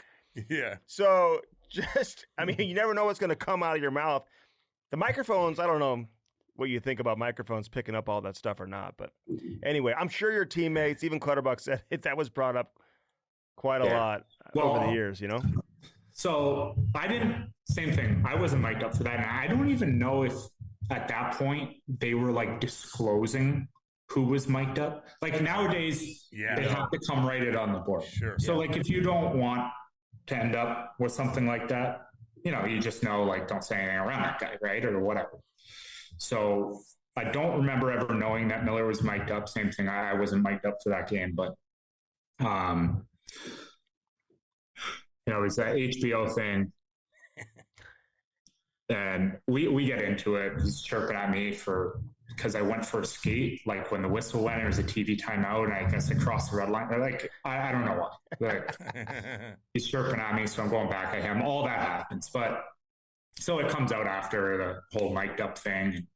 To this day, no matter what I do, whether it's like I put a tweet out, I put an Instagram post up, I do like a fan signing, meet and greet, I will not get out of anything I do alive without a go dye your hair comment. You know what I mean? Like, go dye your hair. Go dye your hair all the time. If I just tweet like, hey, come to my charity event or whatever, go dye your hair is in the comments every time. It's great. And the funny part about that is later that year we went to, I want to say it was Turks and Caicos, and me and Sydney walk in our room, walk out to the balcony. I look out into the water. I see the silver hair. Drew Miller is standing in the ocean. And I'm like, no way. And we ended up having like, you know, a couple drinks over that time, having a great laugh about it. And he was a great guy. But talk about those things that you're just like, oh, wish I didn't say that. Now I gotta go talk to, you know what I mean? Like you're just worried that he's going to be mad about it. But he was amazing. And but I don't think that's one that I'm going to live down anytime soon. I think people are going to bring that one up to me for the rest of my life every time I engage in anything on social media or anything else I do. Maybe I should make some shirts or something. Yeah. You're not really being a dick too much. I mean, he could really just like dye his hair. If you said he had a bald cul-de-sac in the back of his head, like there's nothing you could really do, you know, like it's probably the worst and best chirp ever, right? Like it's, exactly. It's so bad that it's good. Yeah, like it's like when you get called a douche. Like when someone calls you a douche, or you're a like, plug. Like it just hurts. You know? I'm like, maybe I am. Yes, I am. You know. Hey, were you there when Tavares got traded or no? Or were you in Toronto? Well, I was not traded, but you know what I mean. Yeah. But you know, he was he got he signed in free agency. Signed to free agency, yeah. Yeah. But you were there or you weren't there? I was with the Leafs at the time, but I was obviously friends with Johnny. Yeah. But, okay. What about when he came back to New York for the first time? Were you in Toronto or were you? Oh, I was here. That was crazy game. Yeah, it was. Did you feel bad for him or no? Like, were you just like, whatever? I think it was a pretty incredible game to be a part of. And I don't say that to like dig at Johnny. Like, listen, sure. He did what he did. He moved, he wanted to go to Toronto, whatever. Yeah. You know, that's fine. But go play where you want to play, you know. Of course. He's a friend of mine. I'm happy for him, whatever. Like, I don't know if like we ever really feel that bad for one another when it comes to like a hockey environment, right? Yeah. So like, to me, it was just such a crazy game to be a part of. And the energy in there was insane. I'll never forget that hockey game. You know, he obviously, you know, the throwing stuff at him and stuff like that you can do without, but in terms of atmosphere, like I loved playing in that hockey. I bet. God, yeah. I bet. You know? God, yeah. Like, I'm not going to sit here and tell you, oh, like, you know, I loved playing that. I loved the hostility that the Coliseum always brought, even the playoffs. Like, it was the best. It was so hostile. It was so hard to beat us there because much like the old barn in Windsor, it just like they were on top of you. They were like angry, Yes. and they wanted, and they fueled us so much. They loved the way we played. Like every time we would forecheck, you would hear this like buzz that we're going to finish a hit. Like it brought so much energy to us, not only as a line, but as a team. When we were at our best, like it was very, very tough to beat us there. And the fans were a big part of it because the hostility in that rink was insane. Like you couldn't hear your teammates on the ice. Like if your D partner's calling for an over or whatever, like you can't hear that. You can't hear that in that rink. So then you got, clutter coming from left field to take your head off, and then you move it over, and then Ezekiel's going and I'm going, I think there was a lot to handle for a lot of teams coming in that building. Oh, yeah. Well, for you guys, man, one of the best fourth lines ever, really. Yeah. So You guys are hard to deal with in man. your era. Yeah, so I didn't ask you about Hosang. I didn't ask you about your Navigator that had a broken axle. I didn't ask you about your H2 Hummer you used to drive. Those So- H2s, baby. I missed the H2 Hummer, by the way. Yeah. I missed that. I have The H1 looks tougher, though. truck now, but what's What do you that? have? The H1 looks tougher. That's like the Arnold Schwarzenegger cigar, fucking back, Oh. The H2's more family oriented. Just, it is what it is. You have a family. No big deal. I would love to have an H1. Don't get me wrong, but Those are badass. I had the H2. I had to be 12 years ago now, 14 years Yeah, ago. long. Yeah. They just died out. Yeah, it was a great truck though. Yeah. And you just, you felt like the man ripping around in that thing. Yeah. Yeah. Um, Smoking a cigar. We had Garth Snow on, and he was like, he missed the meeting. I made him run stairs, and then I Yeah. sent him down right afterwards. We talked about you. Hosang. I was like, Oh, damn. yeah. That wasn't him. That was host. Oh, God, Hosang. So anyway, That whole thing. Yeah, that was interesting. all right, man. Listen, congrats on a great 987. By the way, Yeah. is that you got to be proud of that number. You're not like, oh man, I'm so close to 1,000. You're not looking at it like that, are you? We just had Reaver on, who's He's over 900. He's at the end, like he's Yep. at 912. He's gonna have to play like 3 more years to get to 1,000. I don't know if that's gonna happen either. So, Shattenkirk got close, couldn't get. I mean, there's a Dude. lot of guys, man. You played a long did your time. You got a thing, lot to be homie. proud of, still So, doing your thing. Is that a great number to look at, or are you like wishing like, oh man, if I could have 13 more, I'd get to 1,000? Yeah, like I don't think I ever really like looked at the number, to be honest with you. Obviously, when you're that 13 away, you're like, hey, probably. By the way, I could have found that in the last 10 years, probably. Between the scratches and the injuries and the more that than like, oh, I'm going to keep trying to play just to get to that. Yeah. Obviously, I have 4 kids here under the age of 5. Like, I'm not traveling all over the country to try to get a job to get 13 more games. You know what I'm saying? So, would it have been nice to get? Absolutely. But it is what it is. I'm not losing sleep over it by any means. I'm excited about this next chapter, this next opportunity. And, I was ultimately, I took this job pretty quickly, but, it was prior to taking that job, it was, do I do TV? Do I try to play? I knew I wasn't going to come back to the Islanders to play, but that didn't mean I wasn't going to try to play at all after last season. But, after the summer and taking some time, I hadn't made a decision yet. I met with Darcy, and it felt like a cool opportunity to get involved in. And I took it pretty well within one day. Yeah. And I've enjoyed it. I've enjoyed the opportunity, and I look forward to seeing where it takes me from here. You're going to be great, man. You're going to be Thank great you. at it, dude. Yeah, You are. Go do television and travel. You can do whatever the around hell you everywhere. want, Matty boy. You can do whatever you want. Yeah. They want your handsome face on TNT, Yeah, maybe. exactly. So, All the best, all man. the best to Hey, you, happy dude. birthday to your daughter too, and thanks for doing this. We're man. rooting And for you, congrats man. on a great career too. Appreciate it, guys. Thank See you. you, big boy. We'll I'll talk. see you, buddy. All Right on. See you later. The Chemistry Podcast is brought to you by Bellman. BEHLMANN. Bellman Automotive. Located where? Troy. Troy, Missouri. Buick GMC on one side of the street, right on the other side, Chrysler Dodge Jeep Ram. Get yourself some new wheels in time for the winter. That was Matty Martin. Yeah. Hope you Awesome enjoyed guy. that conversation. I think he's going to do damn good in Oh, this new he'll job. be great, I think he'll dude. be damn good. He'll be great. He's He'll a be good great. guy. He's been through a lot, man. He's dealt with Lou. He's dealt with guys. He's dealt with the Toronto scene. Yeah, but it tells you everything you need to know. The fact that this guy is walking straight out of playing Just shows you. into being an assistant GM. Of course. Like, what else do you need to know about this guy? They respect him, you know. Everybody does. Smart guy. So I wish him the best of luck. I think he's going to be great. Mhm. I think both of them are going to be great. Just don't give him any eggplant. He doesn't like eggplant. You know what I mean? He's allergic to it. He's allergic. Yeah. They had a cool team, dude. We've had a couple of those guys no on. doubt. I've gotten to know Nick Leddy. I know Scotty Mayfield really well. You got to understand, Toronto we had, too. We with had the guys. Clutterbuck on recently. Yeah. Man. He's seen a lot, man. He has. He's dealt with a lot. And he was under Lou's realm for a long time. So he knows a lot And of things. some players just fit in with certain organizations. Yeah, exactly. And it's like he needed to get back to New York to just continue to do his thing. Shit, he set out 18 games in a row In Toronto, baby. with Babcock at the time. Yeah. God. Whew. Could you imagine that, Andy? No. And he's probably never doesn't even look at you.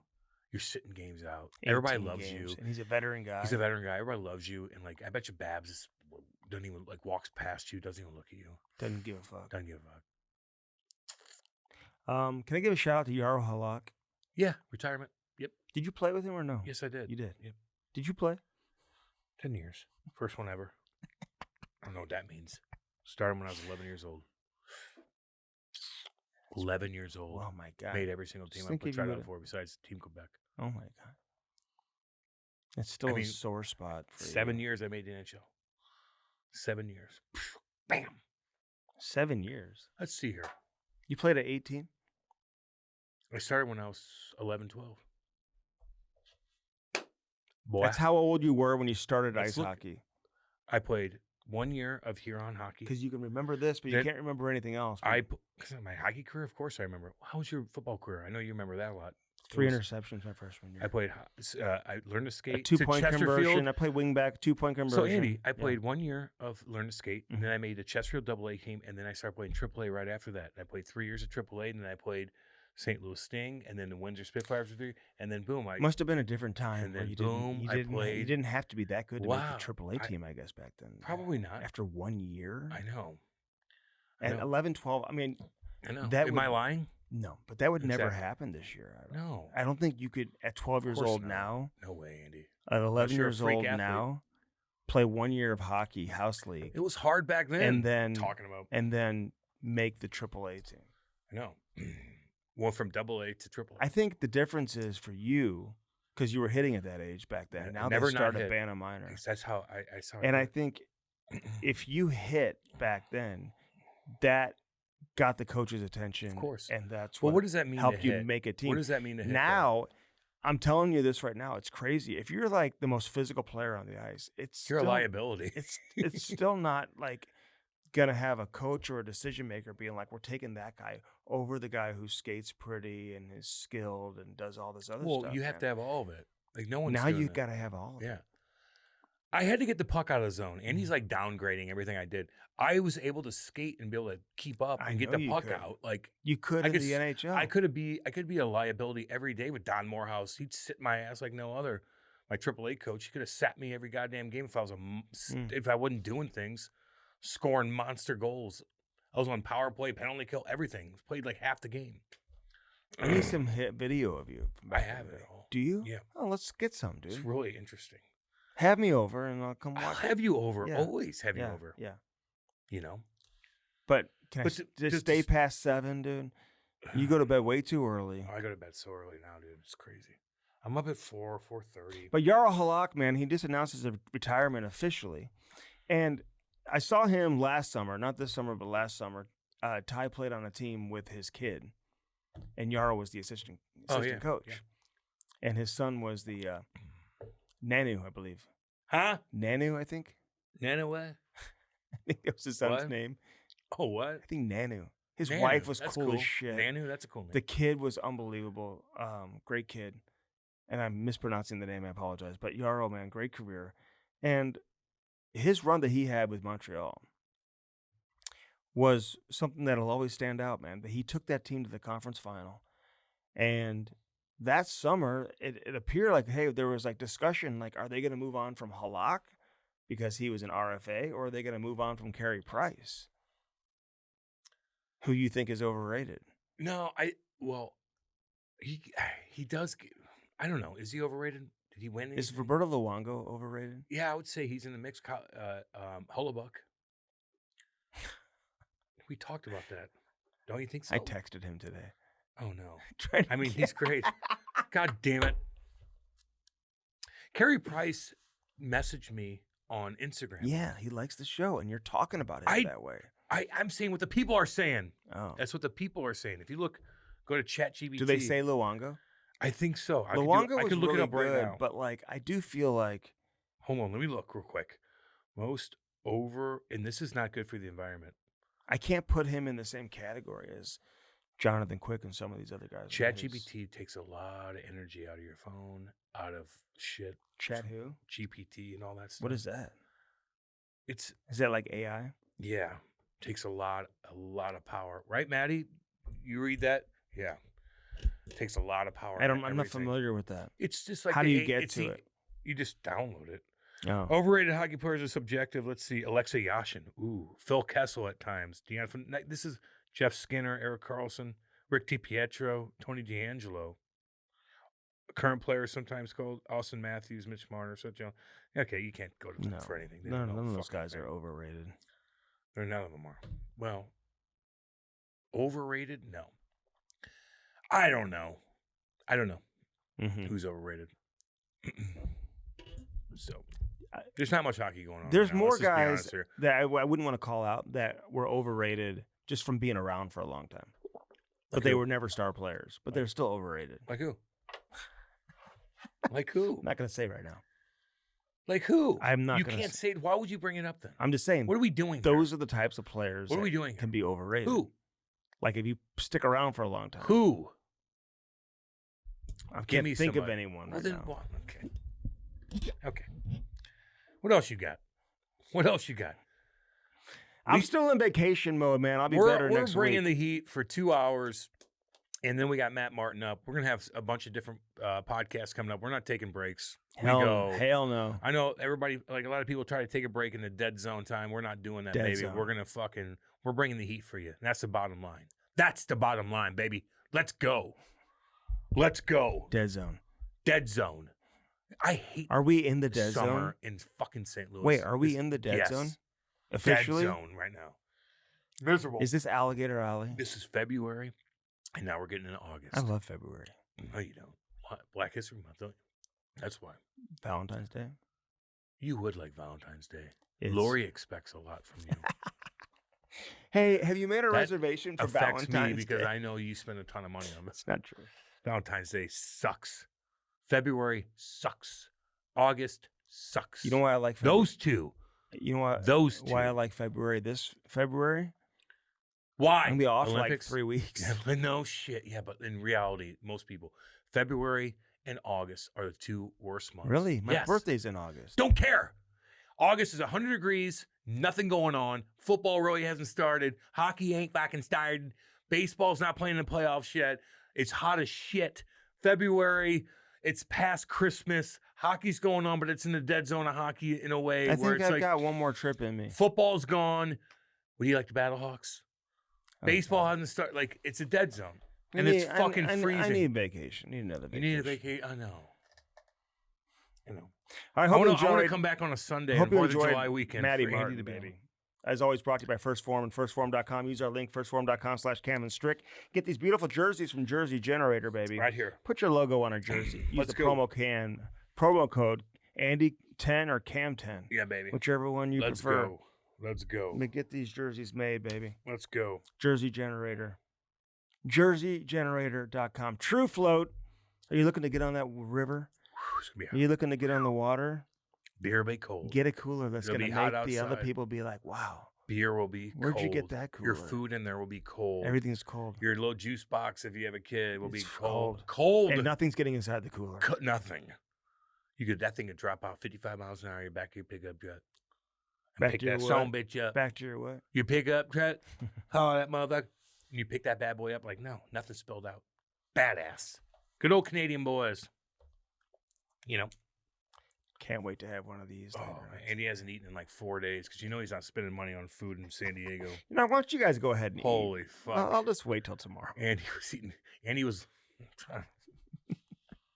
Holy shit. I'd starve to death if I went on a vacation. Hat launch, baby. Let's go. America's #1 source for customized hats is. Hat launch. Say to Danny boy. Danny, what up? Let's go. Say hills, yeah. Hell yeah, baby. Let's go, baby. Get your hat Speed made and it get up. it today. 2 weeks, you'll get your new hat. Oh, easy. Yeah. 2 weeks. Damn right. Customized hat waiting for you. Shilly Plastering. Get plastered with Shilly Plastering. They got that Pebble Tech technology. 5-year warranty it comes with it. Damn right. They make the best pools. You Oh. go to a nice pool. You walk in the backyard. It's a beautiful oasis. You say, well, this has Shilly Plastering name Yeah, written the all plastering over it. looks great. Damn right. it There's a does. reason why they've been in business. Stays as around long for as a they long have. time. Yep. Your dog could fuck it up. They'll come out and fix it. And they'll fix the, Yeah. fix the plastering. Yeah. If your dog does that. Sometimes it happens. Yeah. The dogs jump in the fucking pool. You Yeah, know, or I know, deer or I something. know. I don't know. Blue Note Roofing. Call David Novak today, 314-920-5713.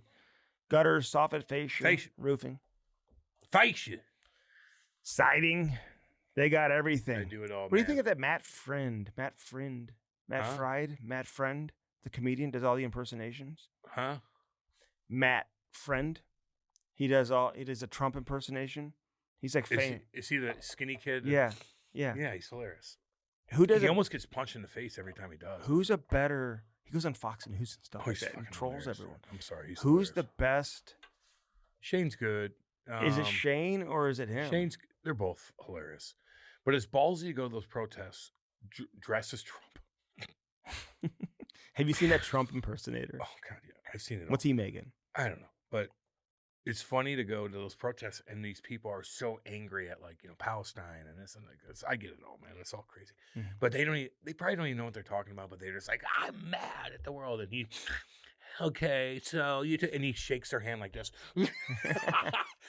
It's so funny. And I'm surprised he might get fucking killed. Yeah, one he day. might. Get jumped by somebody. I don't know. Say thank you to Maddie Martin. Thanks, Maddie. Love you, buddy. Thanks for joining us. Tell Boomer I said what's up. Sorry, we're a few days late. It's Andy. We're on vacation schedule. We're back on Andy schedule was. next week Love you guys. with Middle of another summer. great We're still guest bringing for the heat. you, baby. We love you. See you guys.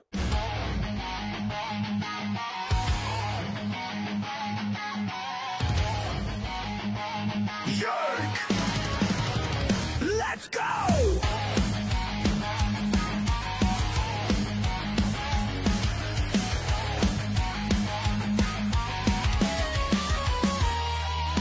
Cam's a shit kicker, 2 bombs in the lead. Soul dragon cougars, no time for fatigue.